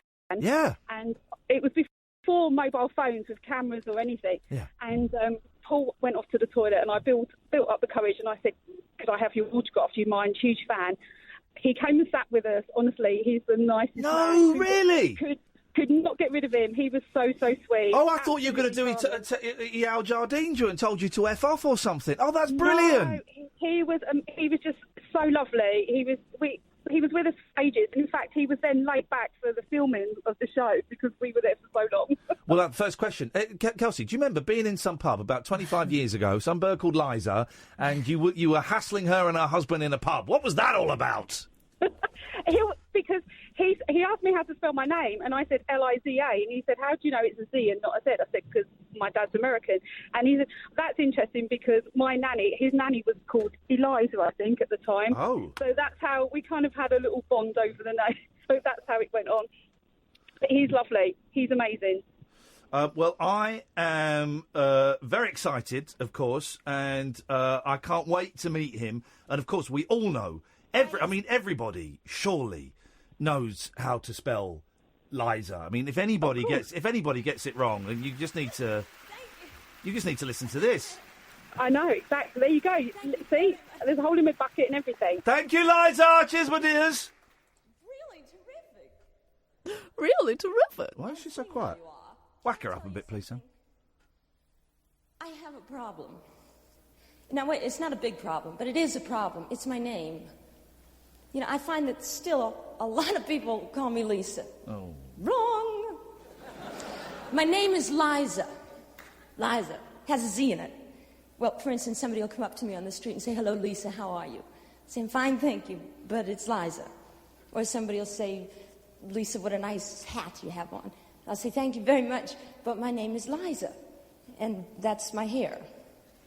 So you can see what I mean. Anyway, I've been trying to figure out a final solution to this whole thing, and I think I've come up with the answer. Final solution? Jack? Gosh. You know this song? Now listen. It's Liza with a Z, not Lisa with an S, because Lisa with an S goes not Z. It's Z instead of S, Lie instead of Lee. Simple as can be, see, Liza. I do it again. It's Liza with a Z, not Lisa with an S, because Lisa with an S goes not Z. It's Z instead of S, Lie instead of Lee. Simple as can be, see, Liza. No one writes songs like that anymore that are just like you dicking around saying stuff fast. A little bit of fun. A little bit of fun. It's all these political songs and stuff. People just do songs with words and tongue twisters in that you do it fast and then at the end you do it double fast. Just do more of that, please. We got Marilyn, we got Matthew, we got Sally. This is turning into one hell of a show. 03444991000. This is Talk Radio. The Late Night Alternative with Iain Lee. We could be dreaming and meeting each other in our dreams. On Talk Radio. By the way, the soundtrack for the new Frank Sidebottom documentary is available for pre-order. It's not on Amazon yet because they're idiots. But if you go to... where's the website? Is it Keymail? Keymail Order. Keymailorder.co.uk and type in Frank Sidebottom. Let me just check that works, actually, because I hate to send you somewhere. Being Frank. The soundtrack. There's a limited edition picture disc, 500 copies. It looks stunning. And there's a not limited edition CD, which also looks stunning. But buy the picture disc, please.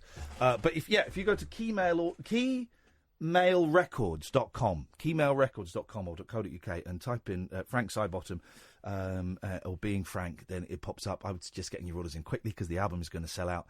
That much is true.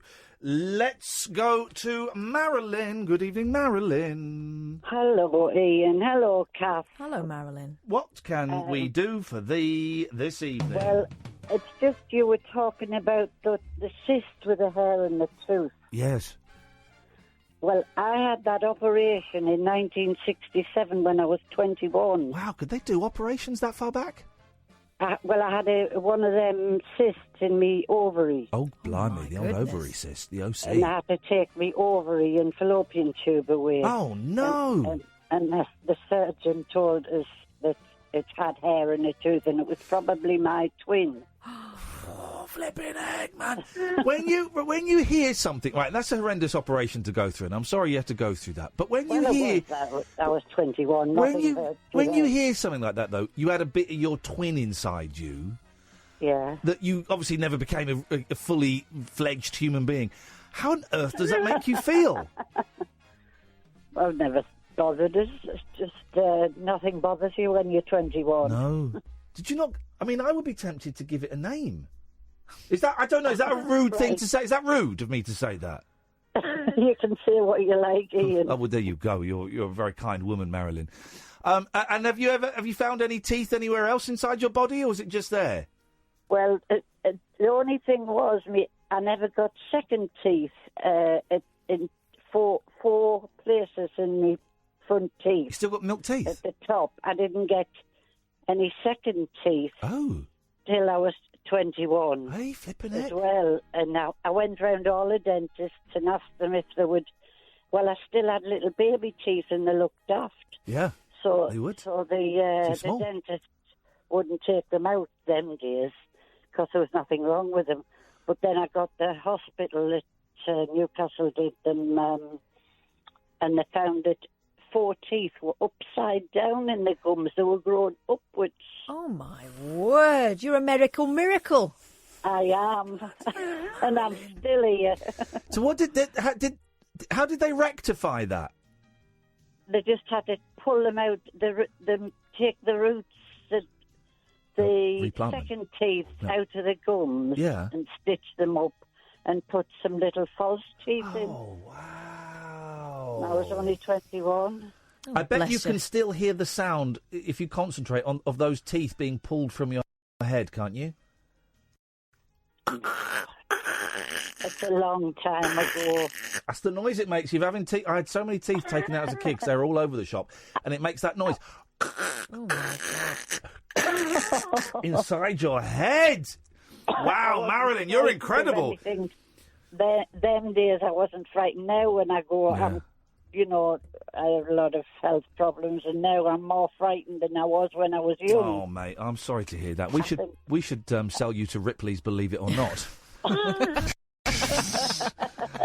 I know they're making they're rebooting the Twilight Zone. I'll give them your phone number. Unfortunately, they fixed her. Oh, Marilyn, well, thank you for sharing that. That's an incredible story. I thought when I was listening, I thought, oh, that's my sister. Your sister. I never thought after you got that. You said you got it on Google. I thought, I don't know whether I dare ring them and tell them I had that. Oh, did you keep the hair? Did you keep the teeth? Did you bury them? Did you put them in a box? Make a little dolly out of them? Stop it. Okay. I didn't even know I was going to be opened up or anything. Oh. All they told us then, 1967, they didn't tell you very much. No, they were all on acid listening to Sgt. Pepper.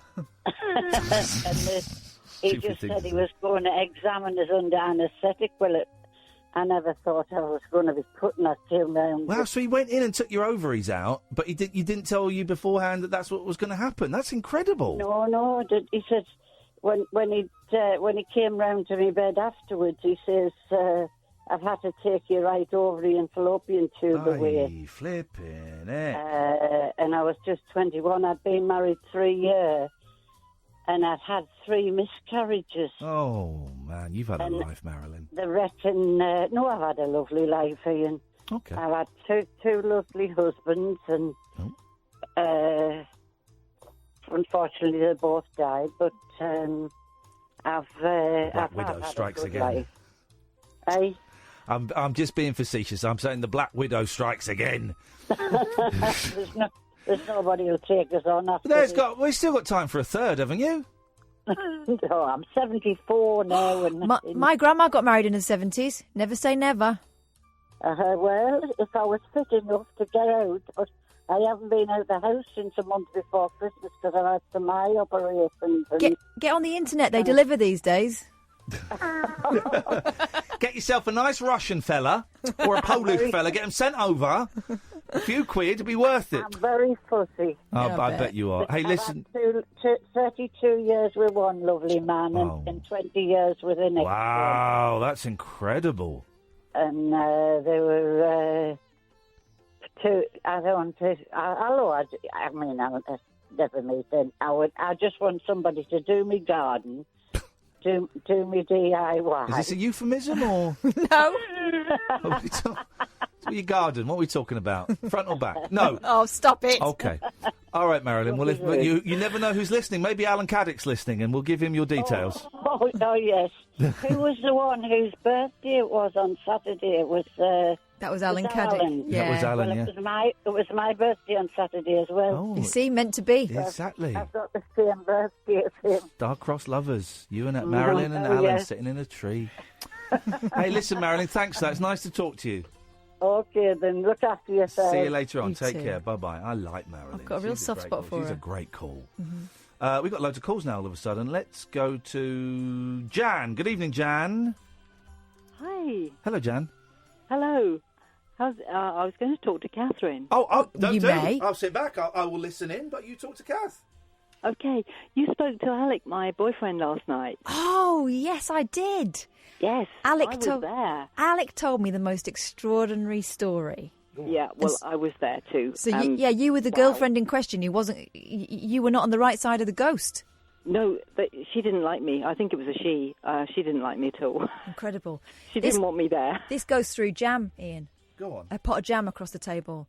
Oh, there's all sorts going on. It was quite scary, actually. I bet. So, for you to leave a nice house after 3 months because you couldn't live there anymore, there's got to be something going on. Yeah, well, it belonged to my cousin, and we were staying there, or Alec was staying there anyway, and I stayed over, and we woke up in the morning, and we were chatting, and we heard this enormous crash. I said, what on earth was that? It sounds like someone's thrown a huge bunch of keys, like really old, big keys, to a castle through the letterbox, and they'd landed on the floor. That's what it sounded like.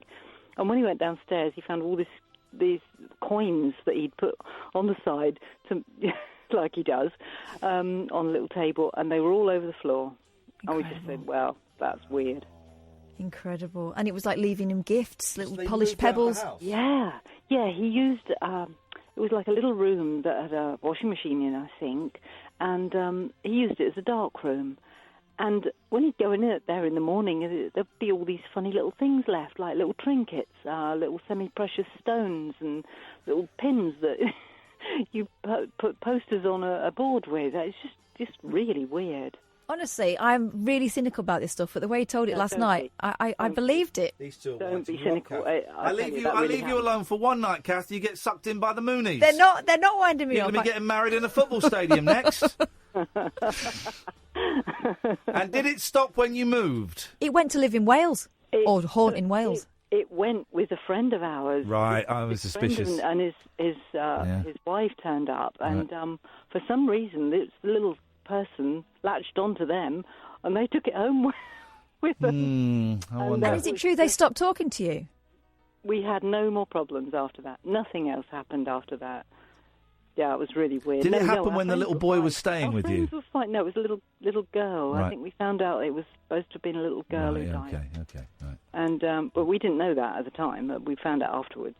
And this little person went home with them and left little fingerprints and little handprints all over the place there. Kath, are you buying this? I am. Wow. Luckily, we said goodbye to her, but we were quite relieved, I can tell you. Did you not do a Ouija board or anything? No, we don't go in for that. No. No, I did that when I was a kid, and that happened. No, you don't go there. You don't go there. There's no control. You don't know who the hell's going to come through, and not a good idea. Or it's just your fingers on a bit of wood. Yeah, but it's not a good idea because there's no control. You don't know who's going to come through. Okay. All right, Jen. Well, thank you for. It's a good idea anyway. Thank you for giving us the details. Please don't play. Okay. Well, thanks for giving us the details on that. Incredible. That's okay. You spooky. Better not be haunting the show now. Better not have dropped a ghost off. Wouldn't do that. Thank you, Jan. Thank you very much indeed. 0344 499 1000. I don't believe a word of it. It's the way he told it last night. It's unlike you get sucked into No, that. and that's because he was really credible. Let's go to Mo. Good evening, Mo. Good evening, man. Oh. How are you? Hello, Mo. I'm good. I didn't ask. Can you play a bit of the album, please, that you're trying to sell? Sorry? Can you please play a bit of the album that you're trying to sell? Play it? Yes, please. No, thanks. Play a sample. Why? Because if you're trying to sell something, I want to hear it first to buy it.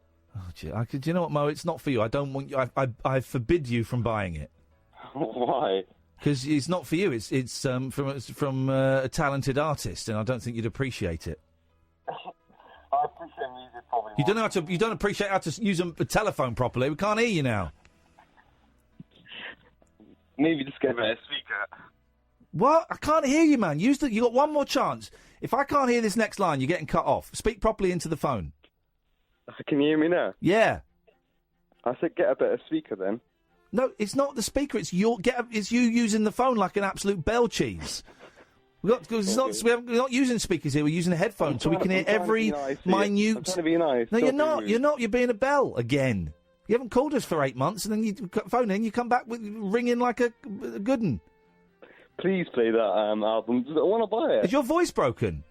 No, my voice isn't broken. But It's deeper than it was before. You sound like a man. I mean, an idiot of a man, but you sound like a man. Reed, I only called you 2 months ago. Well, this is what happens. It's puberty, man. It happened. Yeah. Can you please play a bit of the album? No, then? I'm not. Come No, on. nope, not going to. This call seems to be going well. Sorry? This call seems to be going well, I said. Can you It's please a good play one bit for of the you, album? yeah. It's a good one for you. But no, we're not playing that record. What's your next point? Yeah, I'd say good show. Better than usual, but really good today. There you go. You see, Mo. It's because we listened to your criticism, we've taken it on board, and we've upped our game for you, Mosif. Thank you, man. You're very welcome. Yeah. Thanks for your call, man. Really appreciate it. Yeah, see you, man. Yeah, Bye. don't fall down anything, will you? That guy. Look, Giselle, Matthew, Sally. Sally would be next because you've been waiting for ages. We've got Sally, then we've got Dean, then we've got Matthew, then we've got Giselle because that's the order that came up on the screen.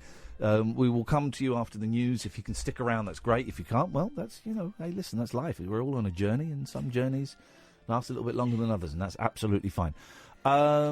I won't give up the phone number because we've got these 4 people. If you know it, you're welcome to call in. You can call in about anything. This is your fault, by the way, anyway. We had half an hour of no calls, then you all call in at once. What do you expect us to do? You can call in about anything. If you've had bits of your body removed and they had teeth and hair in there, we want to know about that. Well, that seems to be the thing. That's enough, isn't it? The thing, really. This is the late night alternative. You can listen to me and Katherine every single weeknight. Between 10 p.m. and 1 a.m. Listen on DAB, download the app, or talkradio.co.uk. The Late Night Alternative with Iain Lee on Talk Radio. We have ways of making you talk. Pretty wise. And I'll tell you something else, too. The same thing goes for Christmas.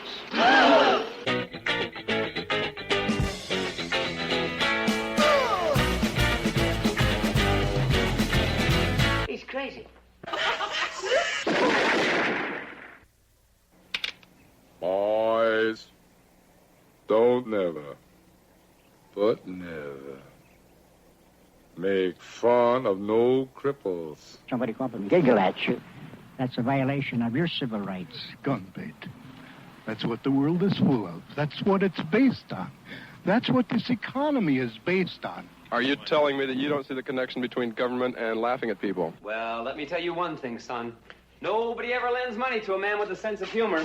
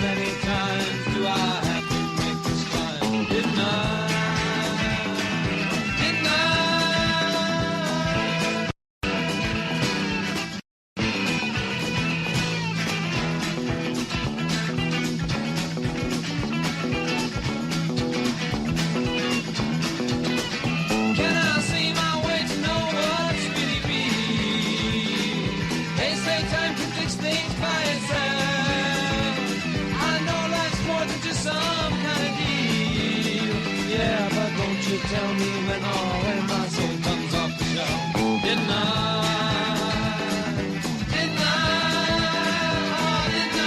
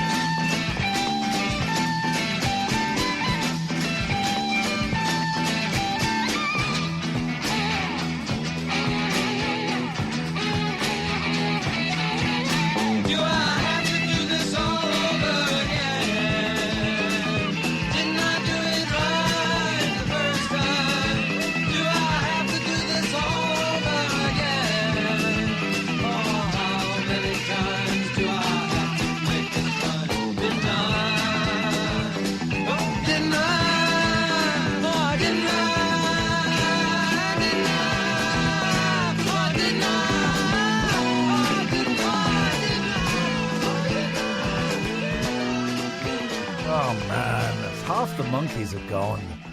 That makes me feel lousy. Half the monkeys are gone. Ah, jeez. Let's go to Dean. Good evening, Dean. Hello, can you hear me? Yes, we can hear you, Dean. Can you hear us? Yes, I can hear you. Excellent news, Dean. What have you got for us tonight on this holiest of Fridays? Holy Friday? Why is it holy? Well, it's because Jesus would have been alive one Friday like this. Excellent. Excellent news. It's the good news. Jesus was alive on a Friday. Oh, bloody hell. You can't say that. I've written some of your book. My autobiography? No biography. What? Hello? No, the book about the show. Oh, the transcript book. The transcript, yes. Okay. And I'm wondering where to send it. You can send it to my good friend Katherine Boyle. And what's her email address? I don't know. She won't tell me. My email address is catherine.boyle@talkradio.co.uk. Okay, Catherine.boyle@talkradio.co.uk. Boom. Are you sending it now? No, but I'm typing into my computer. I'm just which part of the show have you transcribed? I did the 31st of January when you were talking about Bob Dylan. Okay, brilliant. I remember it. One of my favourites. One of my favourite pieces of broadcasting. Hey, listen, that's very kind of you, Dean. Thank you very much. This. I should just say, Dean is talking about an idea we had where we're asking you, dear listener, to transcribe bits of the show, and we will put them in a book, and any profits that are made will go towards the Samaritans, and we think it'll be funny. Katherine, at some point at your leisure over the weekend, could you just compile a list of all of the ones that you've got? Sure. Because then I can post it on Facebook. A couple, I think, may have got lost in the ether somewhere, because a couple of people have said to me, I've sent her this one. So I don't know what there is. So if you can compile the list of what we've got and who sent them, and I will post it on Facebook, and then we can see if there are any missing, and also people can see which ones, so we don't get duplications. We don't want any duplications. Yeah. Thank you, Dean. We look forward to receiving it. Thank you very much. See you later. Tutty bye, tutty bye. Let's go to Sally. Good evening, Sally. Hello. Hello, Sally. Hello. How are we this evening? Everyone all right? Well, I've got a bashed up leg because I fell off my scooter. Oh, that was silly. That was dumb, man. That was dumb. Yeah. And my leg, I feel my leg stiffening up. I had a little doze this afternoon in bed. The cats come and get on the bed with me when I doze in the afternoon. Not at night time. In the afternoon, they come and get on. And when I got up, it really hurt. Oh, it hurt, and I couldn't get out of bed properly. It was making, like old man noises. Well, you wait till tomorrow. That's when it'll kick in. Yeah, I know, and I've got 4-hour drive tomorrow. Flipping. Ooh. Yeah. Anyway. But apart from that, all good. What you got for us? Well, I was going to phone up for a tarot reading. Not a problem at all. Not a problem at all. I have my tarot deck here. Going through a rather dreadful time at the moment, so I'm hoping for a bit of good luck in the future. This is my fresh deck. This is my Morgan Greer tarot that was sent to me by Marnie. She sent me this and some stones because she knows that I'm gifted. God. Where's the instructions? It's a bit late for that now. What do you want instructions? I thought you read them. I can read them. Here we go. This isn't a... Here we go. This is... Just ask the 8-ball. I've got the magic 8-ball. Hang on. Will I be able to read Sally's tarot satisfactorily? Magic 8-ball. Consult me later. OK, will do. Here's the thing. This isn't about me reading the tarot. This is about you saying that you can do the tarot better than me. This is about you judging me. Isn't it? No, Isn't it? I've not been doing it for long. You've done it longer than I have. Well, I haven't done it for about 20 years, right? Oh right. Oh, okay then. So you might have lost it a bit. You're not supposed to shuffle them first. No, I'm just getting the minor arcana separated from the major arcana. No, you're not. What are you doing? Why are you doing that? No, because I don't want to do the minor arcana because that just confuses things. I like to do for simple people. I like to do a nice simple read with the major arcana. Simple people. Magic 8-ball. Is Iain going to balls this up? Okay, you ask the magic 8-ball that. The answer will be no. Answer unclear. Ask later. Yeah, no is the thing. Right, hang on a minute. Does Iain know what he's doing? Oh, piss off! Yes. You do know what you're doing. Thank you. Yes, you're getting right on my wick now. Justice. Don't want that. Hang on, I sort these cards out. It's 22 major. Yeah, I know that. All right. It's, actually, there's 21. No, it's 22, but... There's 21. There's actually 21. No, I'm sorry, I'm looking at it in front of me. There's 21. Okay. So that's unlucky. Katherine, can you talk to her while I sort this out? No. Please? Well, okay. Well, I thought I was getting on your wick, so I'm going to be quiet. Okay, well, now you're getting doubly on my wick. Good. Hang on a minute. These right. Okay, there's the Empress. There's 15, the Devil. Okay, well, this is boring. This is Is there just anything me. specific you wanted to consult my 8-ball about, Sally, while we're waiting for that nonsense? You'll get faster answers, that's all I'm saying. All right, okay. I'm shaking it. Oh, she hasn't even got any questions. Honestly, she just phoned up to show off. That's all this is. This is balls. Go on, Sally, ask me a question. Oh, God. She doesn't know anything. Will my love life pick up? Oh, here we go. Soon?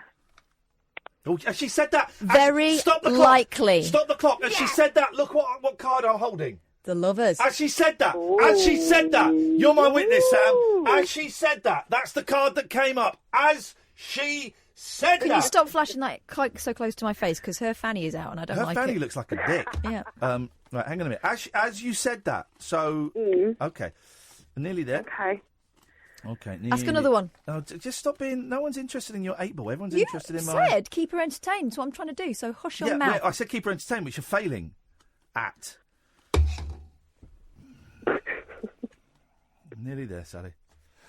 Right. Okay. These cards were made by Bill Greer, who was born and raised in Missouri.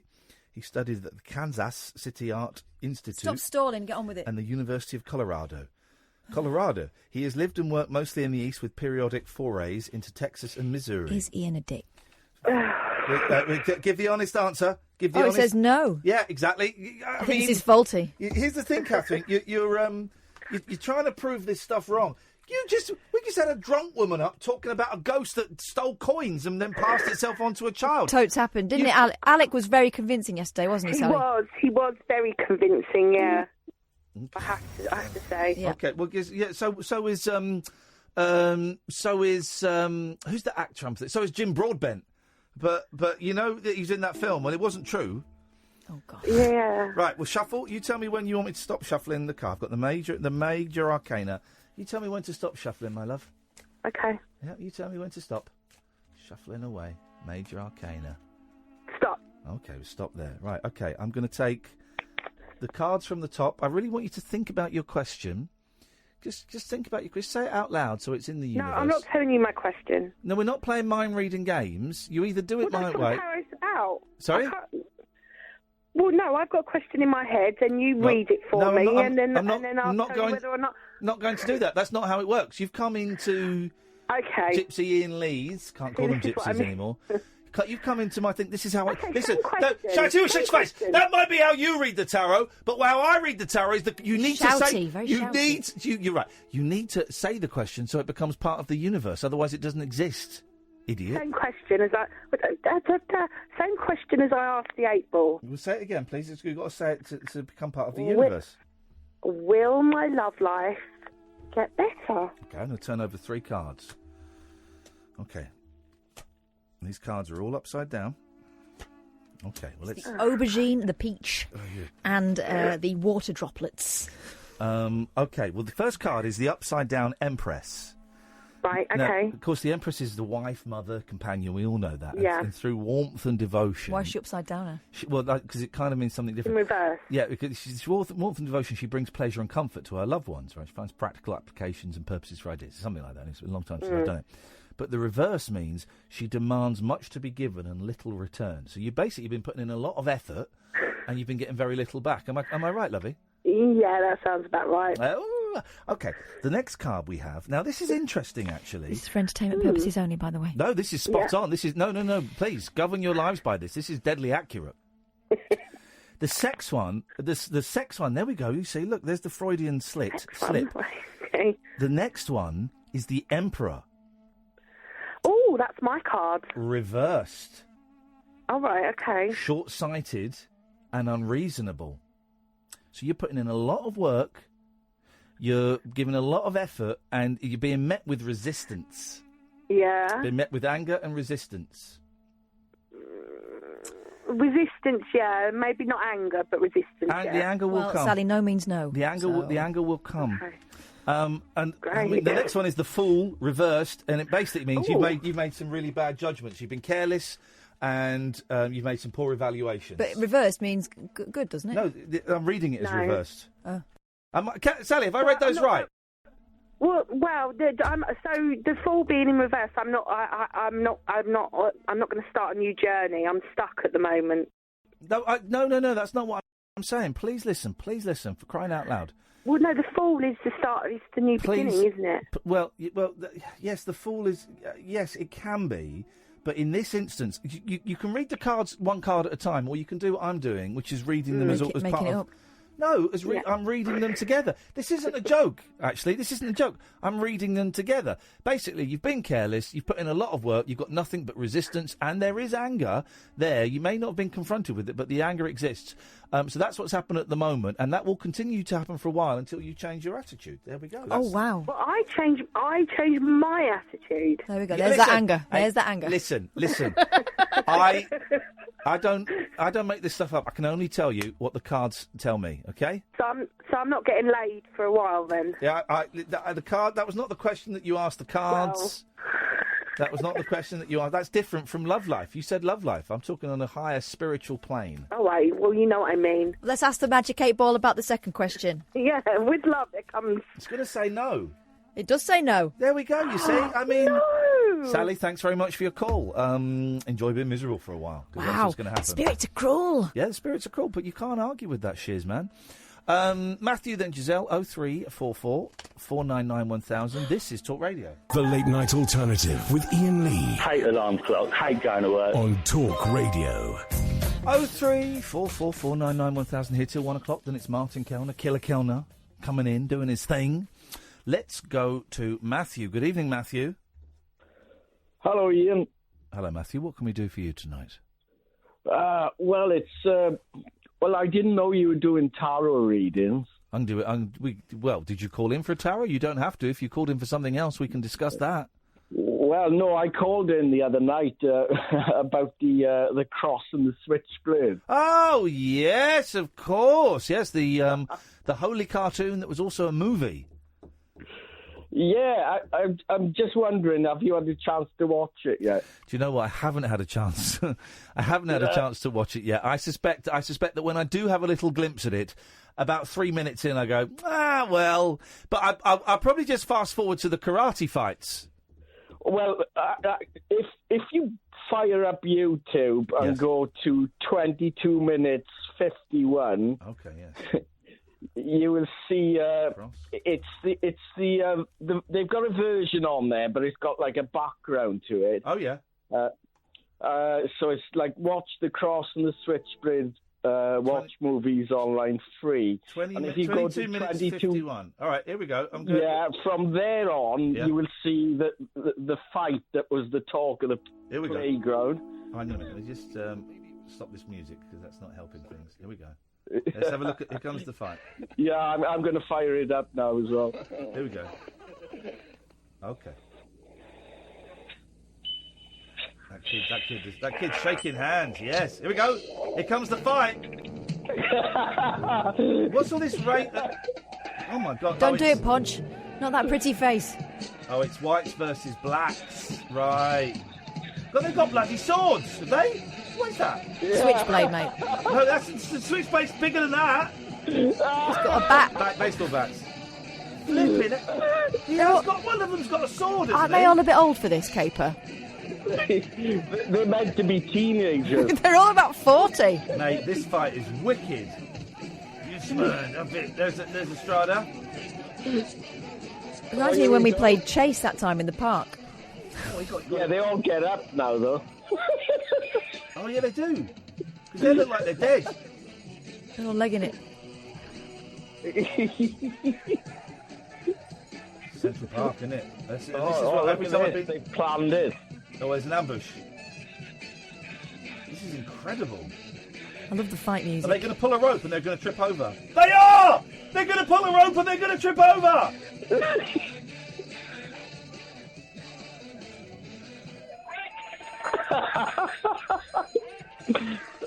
Gutted.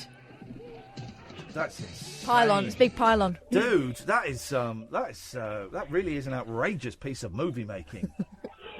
Oh, it's outstanding, isn't it? It really is. You love it, Matthew. Look, Matthew's favourite film. He's watching it now in the background. He's loving it. Matthew, we're going to send you the DVD with director's commentary. This is you have found your favourite movie, and that makes us very, very happy. Yeah, the thing is, I hadn't seen that film since I was 12, so I was determined to find the bit that I remembered. You need to get on Friends Reunited, get all of your school friends together. Reenact it. No, I was going to say just watch it. No, reenact it. Wow. Down the park. Flipping heck. Nice one, Matthew. Thank you very much for that. Let's go to Giselle. Good evening, Giselle. Hello, it's nice to have you back. Well, thank you. It's nice to be back. I listened to the last hour of Katherine last night. I was in a cab coming back from Birmingham, and I was chuckling away to myself. Chuckling away. My cab driver's going, "You're gonna phone her up?" I said, "No, I'm not gonna phone her up." You had loads of calls. You didn't need me to phone up. You had loads and loads of calls. Sounded good. I enjoyed it. You should have phoned up. Would have saved her having to end the evening with me. Did she? No, that was nice. I thought it was nice. I thought the last hour I heard was very funny and very charming, and I thought it was all wonderful. All right, shut up now. Okay. What have you got for us tonight, Giselle? Well, I feel a bit lousy, to be honest, because I've had this migraine and it won't kind of go. Yeah. And do you know what? One of the last times I had a migraine, I was so kind of left of field. I decided to look into anything I could find about migraine. I came across your blog, and I was like, yep, on migraine. And I was like, I Googled this, and that thing about digging your hands into your face. Yeah, totally. Yeah. I haven't had a migraine. I was thinking, I said that I haven't had a migraine, a full blown one, for maybe a couple of years. I've had the start of one a few times. I had one a few weeks ago, but I managed to get to it quick enough, and I just caned a load of Nurofen and had some coffee, and then went and had a doze, and that worked. But I've not had a proper one for maybe a couple of years, I think. Yeah, they're just...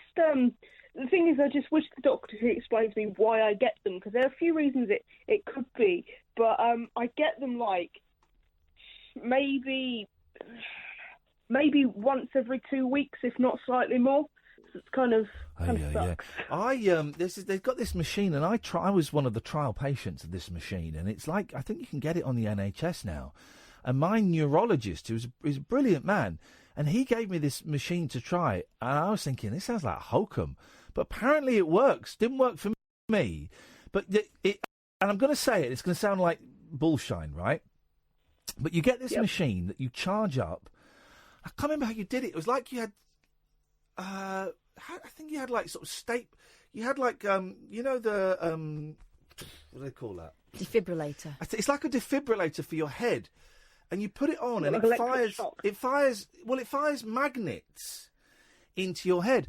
And he was a brilliant neurologist, right? And he did so many tests on me, and he was adamant that this was proving to be successful, and he was adamant that the science behind it was true. And I read an article, I was going to do it on the show, but I read an article a few months ago that they're now, this is past the test, and you can get these machines, and it fires electromagnets into your brain. It didn't do anything for me, and it sounds like bullshine, but here's the thing. I know I'm going to get a headache tomorrow. I had one today. I'm going to get a headache tomorrow because I fell off the bike and because I've jarred my body a bit. I can feel my neck stiffening, which means I'm going to get a tension headache tomorrow, which can develop into a migraine. And I've got a 4-hour drive, so who knows? Who knows what's going to happen tomorrow? As long as I don't fall out of my car and have that topple on me, then we'll be okay. Do a 4-hour drive bossed on Nurofen. Yes, hey! That's what it's going to be! Shouting out the window! I failed because I was driving too slow? I mean, really? That's outrageous! It's a speed limit, not a speed target. Has this guy never done speed awareness? Maybe he gets commission for failing, I don't know. Maybe he does. That's how it works. It's a conspiracy. It's big farmers. It's fat farmers. It's the government. It's the ASA. These people are all conspiring against me to stop me. Well, let me tell you, I am a free thinker. I'm an independent woman. I do not get put into a box by anybody. I will take the ASA to court. I will take the motorcycle proficiency test people to court. Nobody, I will take black cab drivers to court. Nobody will bully me into a corner. I am a free man, and I will say and do what I want to. If I want to ride a motorbike without a licence, then I will ride a motorbike without a licence. The government will not silence me. That's why, if you could send anything from a £5 upwards to Iain at iainlee.com, then we can keep this show going, etc., etc. Giselle, anything else before I cut you off? Yeah, so I had a story, because you were complaining at me for not getting straight to the point the other night. So we're 5 minutes into the phone call and you've still not done it! Yeah. I had a story about failure and success. Basically, I ended up leaving school when I was 14 because undiagnosed celiac disease, but I didn't know that at the time because they wanted me to have a blood test. Yeah. First time I had a blood test, I tried to go for a blood test. I walked into Cromer Hospital, which is like a small hospital, I suppose, and I accidentally walked into the theatre room, so that sort of scarred me a bit. Well, hang on, you walked into what? When they were doing an operation? Yeah, and I just looked You really could just walk like into it and backed away. Don't tell ISIS; they'll be all over that shop. Don't know what ISIS would do there, but you could. Wow, what? You can't hijack an operation. What did you see in there? Just like loads of someone on the table and loads of surgeons in masks looking at me suddenly, and I was like, "Oh, sugar!" And I backed out of the room. You should have just put some gloves on and said, "Right, don't worry, I'm here now." How far have you got? Stand aside. Yeah, 14-year-old me, I know what. Yeah. So I sort of went through various experiences. I had a vein collapse and I got really bad anxiety. It turned into a phobia of blood tests because of the psychology of blood coming out. I found it really kind of traumatic. There wasn't anything to do with the needle. Yeah. And it took me so I left school and then I went back to college. What would happen is it made me feel sick and I didn't know why, and it was treated very much as attention-seeking behaviour by both the school and my parents. And so I which they didn't understand mental health, even then. Oh. But I eventually when I moved out when I was 17, and then I had to go for a blood test when I was 21. I hadn't been anywhere near a blood test since I was like 15. And it took me that long, but I eventually overcame it. There we go. Now I can have blood tests. Turn failure into success. You see, that is what it's all about. Nice one, Giselle. Yeah, well, it's helpful. Listen, well done. Thank you very much. And I didn't know you could just wander into operations. That's incredible. Tempting, huh? Oh, excuse me. Let's go to Naz. Good evening, Naz. Good evening, sir. Good evening, madam. What can we do for thee? Madam, I call you sir and you call me madam. Yes, sir. I was joking. I'm joking with you, Naz. I'm joking. I'm joshing. It's Bants. Classic Bants. I know you, Josh. I've heard you show loads of time. I know you are. Good lad. What you got for us? Nothing. I'm wondering what you got for me. I heard you reading tarot cards. Yeah, you want a tarot reading? Please, if sir, if you don't mind. Not a problem. You got to ask the question out loud. You got to wish the question to be part of the universe. You got to say it out loud, and I'll draw 3 cards, and I'll read your tarot. What do you mean wish? How? I've never done it before. Sorry? What do you mean? What's the question you want to ask? Oh, everything seems to be going wrong in my life. That's what I want to know. Why? Why is everything going wrong in his life? I'm going to shuffle the cards now. As you tell me when to stop shuffling. No. Okay. Why is everything going wrong in your life? I'm putting down 3 cards. I'm turning these cards over. Okay. Now, this is interesting because one of the minor arcana has snuck in there, which is unusual. It's not meant to be in there, but it's in there, so we've got to put it as part of the reading. This is the Ace of Cups. It's the essence of beauty, joy, and love. I'm doing this from memory. It's been a long time since I've done it. And it's peace in matters of the heart. Okay, so we're going to put that with the next card, which is the Magician. With wisdom and skill, he harnesses energy into force and force into power for the benefit of mankind. And the last card is the Hierophant, which reflects his spiritual beliefs and concerns for others through example. Right, I can see what this means. Yeah, of course. You're a good man, Naz. You're a very good man, aren't you? Thank you very much. I am, sir, yeah. You're a good man. You're an honest man. Yeah. Shut up. You're a good man. You're an honest man. You're a loving man. You're a creative man. And I think you are not using your creativity either in a way or as much as you should be. Does that make sense, Naz? It does, yeah. It does, yeah. You are very creative in yourself, and I don't know whether that is performing or writing or whatever it is. It's some form of creativity. And you are stifling that. Work, life, whatever it is kind of pushing that down. And that is why things are going to, if you excuse the expression, shit. Yeah. Because you're not allowing your true self to burst forth. What you need to do, Naz, is you need to find some time, preferably every day, but we know that's difficult in a very busy life. Everyone's got work and cars and Netflix and things. At least 3 times a week, you need to find a way to express yourself in an artistic, creative way. Once you start doing that, you're going to release this, you're going to break the seal, you're going to find things are going to start improving for you, and life is going to become a whole lot better for you. Does that make sense, my love? Yes, it does. It does. But when you say artistic, you use another word. What does that mean? What did I say? Because when I speak, it's the spirit coming from me, so I don't really... Something coming from I'm me. not really... I said artistic, creative? Yeah, I know what that means before that. Well, you'll have to play back the tape and then use a dictionary. I know. I have heard you use a dictionary. Yeah, no, I understand. Thank you very much. I know what you mean. Thank you, Naz, and I wish you the very best of luck, and I look forward to seeing or hearing whatever it is that you can do. Yes, man! There's no break, Sam. There's no break. You can't break the spell, the power of the healing. Howard Hughes should get me on for an hour. I'm better than Christian Dion. Will Howard Hughes get Iain on for an hour? Maybe. Cannot foretell now. There we go, you see. This is it. I'm reading tarot. This is the most accurate... You just heard that. You just heard that. I just heard you tell... All right, I'm not going to spoil it. You just heard that. If he's happy, that's cool. She just heard it. She just heard it. Who's going to say, I'm not a good man, I'm not creative, I'm not special, and I'm not somehow... Many people. Leaving my talent to one side. He didn't sound like a creative man, did he? He didn't sound creative. Everyone thinks they're creative. No, they don't. Everyone thinks they're No, funny. they and don't. everyone thinks they've got a good sense of humour, No, and they they can't all be right. No, they don't, mate. No, they don't. They don't. They don't. I got him spot on. Well, I tell you what. We'll wait for Naz to call back in a month or so. Let's see how his life's improved, shall we? He won't be calling us. He'll be in Hollywood. Yeah, exactly. Let's go to Richard. Good evening, Richard. Evening, you all right? I'm all right, Richard. Yeah. I'm just disappointed that my friend won't support my gift. What can we do for you tonight, Richard?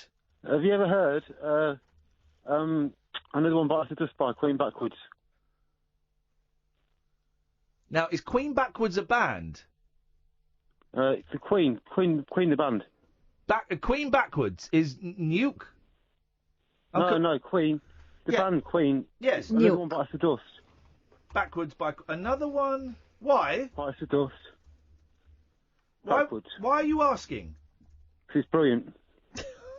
Are you sure? Don't you like it forwards? Yeah. Everyone likes it forwards. No, it's brilliant. It's on YouTube. It's on there backwards. And you heard Madonna like a prayer backwards as well. Why are you playing songs backwards, you lunatic? You're going to kill people. Here we go. Hang on. Here we go. All right. No, it's good. Why did you look these up? I've just heard it on music.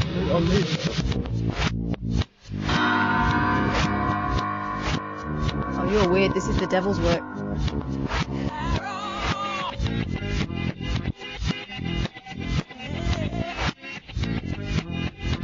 All right, hold on a minute.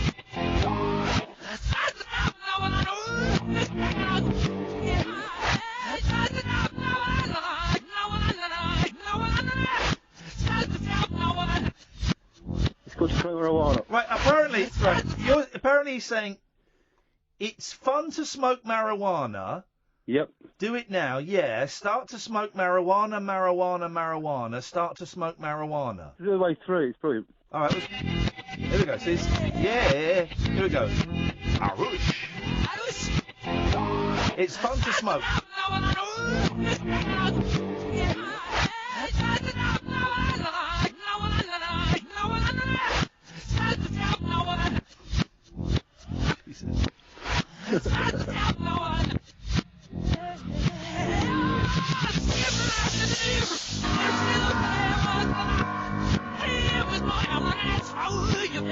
Right, it's put lyrics. It says there. It's saying, if you smoke marijuana, please play this when you smoke. If you smoke marijuana, ooh, you feel the music.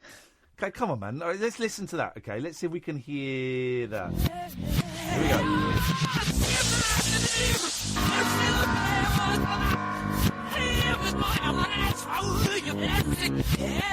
Come on, man. You can't hear that in there, Richard. What about Madonna, Like a Prayer? Yeah, do it backwards. Surprisingly, no, I haven't. But let's indulge you for a sec. Is that one about marijuana as well? No, it's Satanic Prayer. It's what? A Satanic Prayer. It's a satanic prayer. Okay, let's listen to... please listen to the irreversed Devil Pray First. First she'll ask you how to pray, then she says we can do all types of drugs. Hang on. And all go down to make the devil himself pray. All right, well, let's listen to this. Oh, dearie me, this is very spooky. Here we go. Okay, we go. Let's start a bit here. Okay, here we go. Jesus, we're doing this. It's getting very freaky. We've got tarot readings in. It's like a prayer backwards. Right. There, supposingly, we heard, ooh, what's evil? I'm with Satan. Flipping heck. Come on. Okay, here we go. Here we go. Ooh, what's evil? I'm with Satan. Here we go.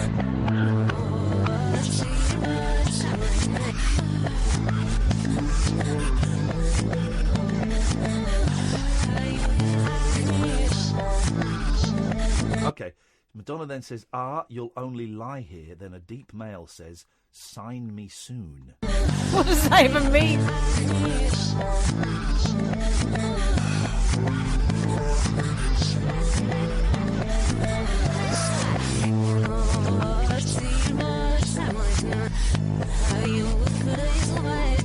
What's evil? I'm with him. Are you listening to my news?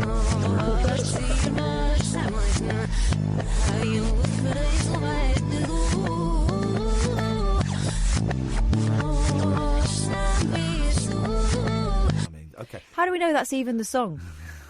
Could just be some weirdos. Come on now. All right, Richard. Thanks very much for that. That's certainly wasted 2 or 3 minutes, which is what this whole show is about. It's about filling time until we die. We got Michael, we got Sheila, then we got George. This is Talk Radio. The Late Night Alternative with Iain Lee on Talk Radio. 0344 499. Is that right? 0344 499 1000. Yeah, that's right. Let's go to Sheila. Good evening, Sheila. Oh, I didn't know I was next. Hello. Hello, Sheila. Hello. So today I'm going to get kind of straight to the point because I feel that every time I call, I want to talk about something, and we talk about something else. Okay. So I'm probably not going to do this because I'm going to say something else first. But I phoned up to talk about addiction the other day, and we ended up talking about Wheel of Fortune. Yes. Then I phoned up to really give like a lovely rendition of my doggies' names, and we talked about knits. Okay. So today, actually, what I want to call about is tarot. I want a tarot reading, please. Here we go, the gift. Straight into it, really want the tarot. And can I just say before that, the reason I want it, the first call I ever made to a radio station, I was like really young, probably 16 to 18, and it was, I don't know if it was your station or News Talk, not sure, but it was Mike Allen, and he used to have a psychic hour. Yeah. And I never would have had the guts at that age to phone up, but I did one day, and I had a psychic reading on it. So I thought this would be lovely to have another one. Okay, well, I'm shuffling. You tell me when you want me to stop shuffling. Okay. And now. Okay.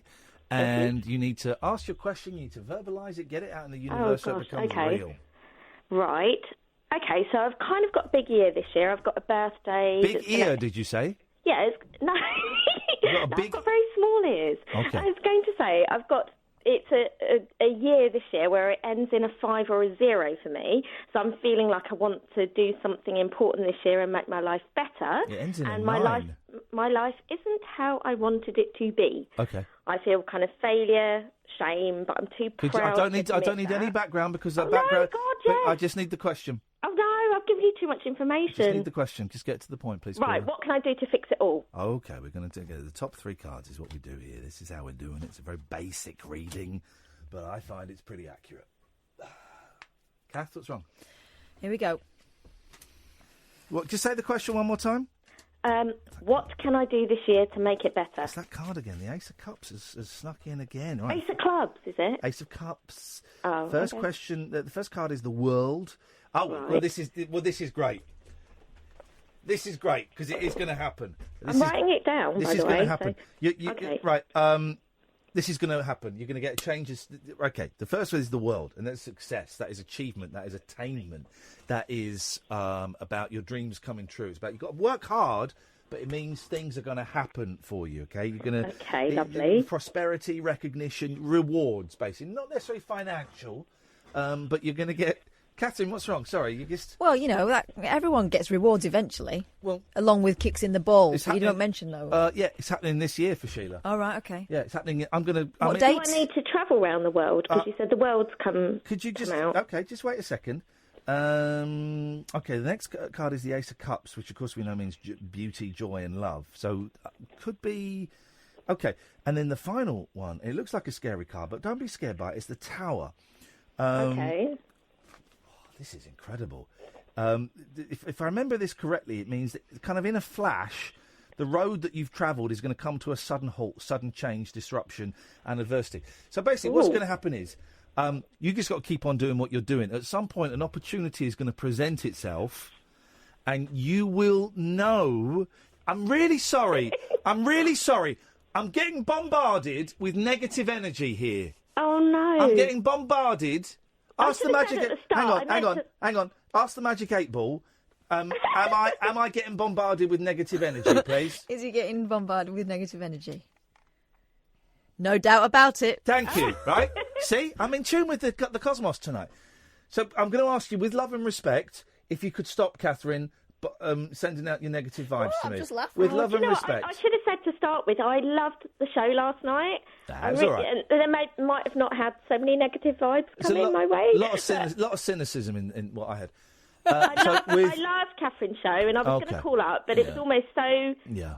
She's got such a soothing voice, and it's so relaxing that it's Soporific. nice. It's nice to just listen. We did have one fall asleep. Yeah. Okay. With love and respect, I'm going to ask. With love and respect, I'll ask you to shut up, Sheila. And with love and respect, Katherine, I'm just going to ask you to let go of the attitude. I'll do your reading in a bit if you want. Yeah, go on, I dare you. Basically, Hey, you're still doing mine. I know. If you shut up, I'll finish. Within the next 6 months, sometime between now and the end of June, I'm going to say end of July, end of July. Okay, right. You're going to see. You're going to see an opportunity present itself. Now, others might not recognise it as an opportunity. What opportunity? What sort of opportunity? I can't go into specifics. All I'm saying is. Is it financial? Is it personal? All I'm saying is, you will see an opportunity present itself that others may not recognise as an opportunity, but you will, Sheila. Now, you need to have the courage of your convictions. When that opportunity arises, you need to grab it. It's going to be difficult. There's going to be pain, and that's shown by the Tower. There's going to be pain because you are changing abruptly your current way of life, which isn't working for you. Okay. So that's going to be painful. Could cause problems. Maybe you'll lose some friendships along the way, but it's what you need to do if you want to come out the other side as a better person. So it has to be before July. Yeah. And is there, I know you can't say what it's related to, but if you could say it in an animal, what would it be?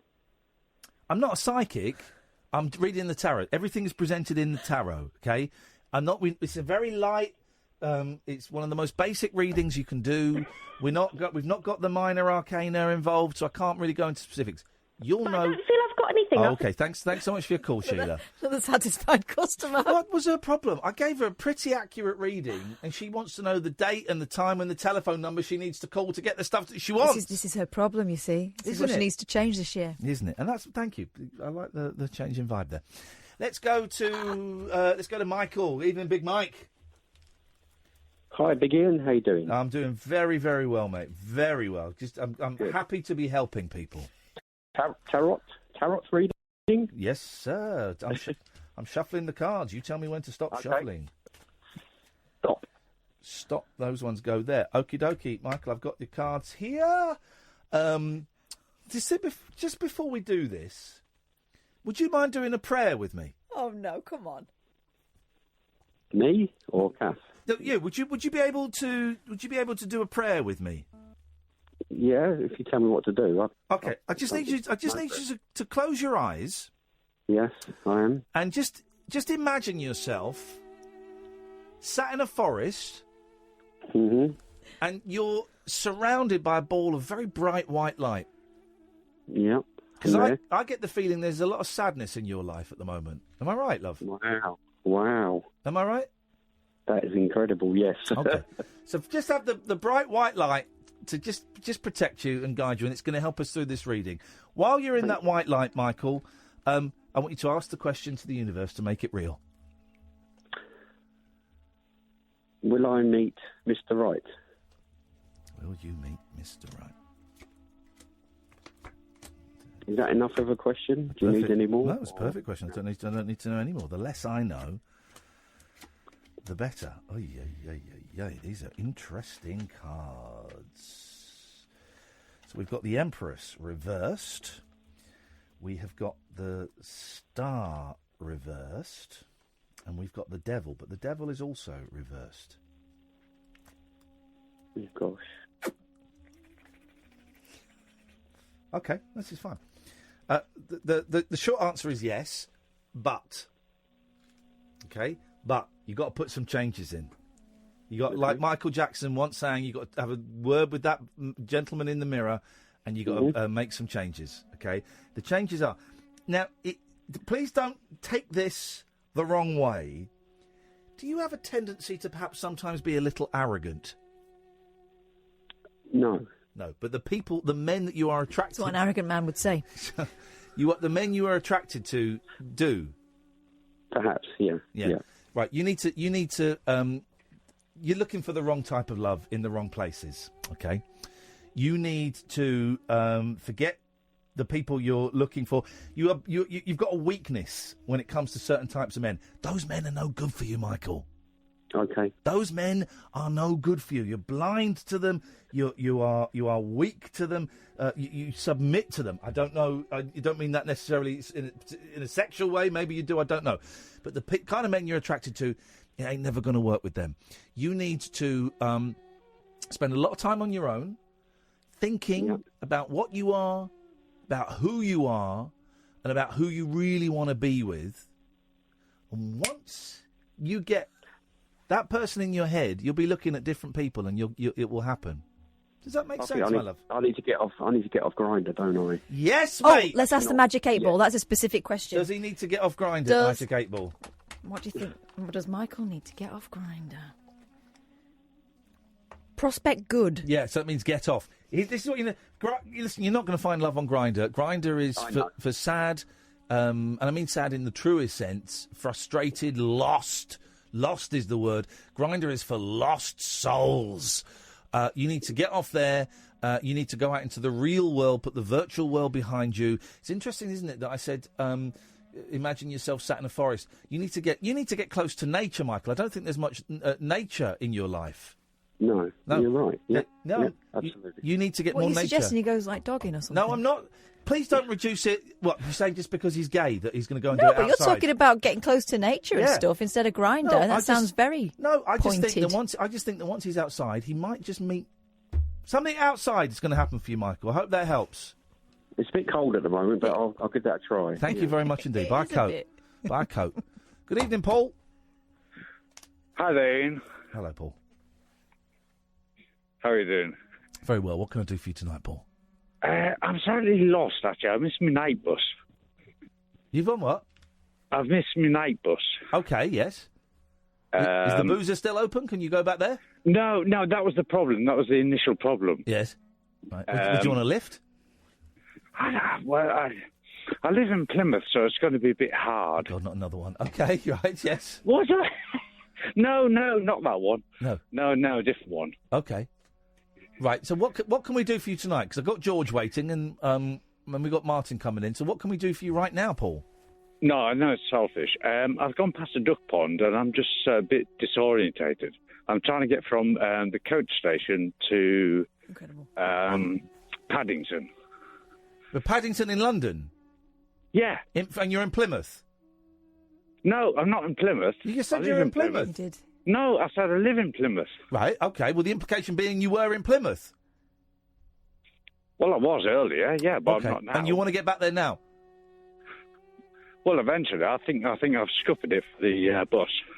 Right, okay. So what? I don't know what you want us to do, you lost drunk. I'm not that drunk, and in fact, I'm at the bit where you sober up. Okay, right. Unlikely. It says on my magic No, table. no. What can we do for you? Well, I don't know, really. Okay, well, thanks very much for your call, Paul. Look out for a cab. I appreciate it. Let's go to George. Good evening, George. Good evening. Good evening, George. What can we do for you this evening? 35 years of failure, so my question is, will I live to start a peaceful, world-changing revolution? Katherine has just shook the 8-ball, and guess what it says? What? No. Oh, thank you very much. It's not me. It's the 8-ball. It's the spirits. It's the energy. I'd like to explain something about the tarot to you because Don't need to explain it to me. I know it all, but carry on. it's the numbers that tell the story, and it's a calendar that ends in 2022. And still got 3 years then before I have to get a new deck. No, this is really mystical. And We've got like 60 seconds because Killer Kellner's in and he's raising an iron bar at me. Well, then maybe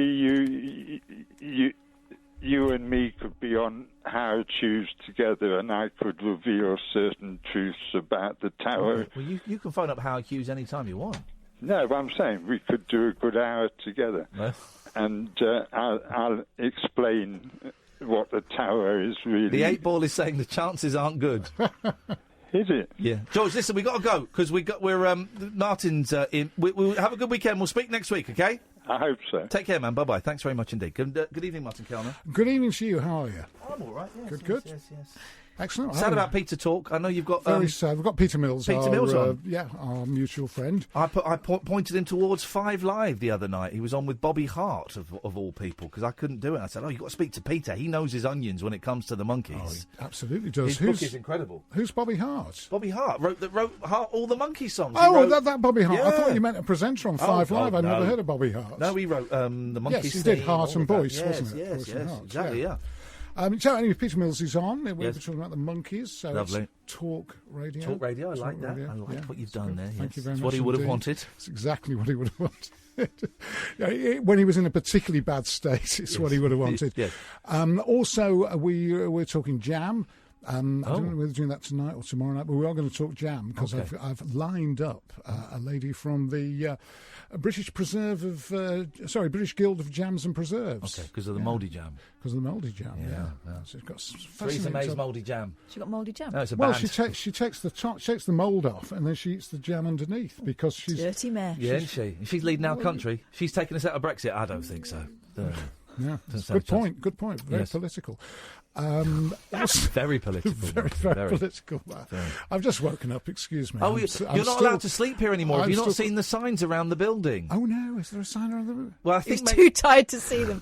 there are signs saying you're not allowed to sleep here. We won't tell if you don't. No. Well, I've already told, haven't I? Really? Luckily, no one's listening. Thank God for that. Thank God for Martin that. Kellner is up next. That is us. We are done for the week. Thank you very much to Sam. Thank you to Katherine. Don't forget, podcasts are plenty. Go to Acast or iTunes. Type in Iain Lee, Katherine Boyle, Late Night Alternative. Any of those configurations of words will get you podcasts. We will be back on Monday at 10 o'clock. But stay tuned because coming up after the news, it's Martin Kellner only on Talk Radio.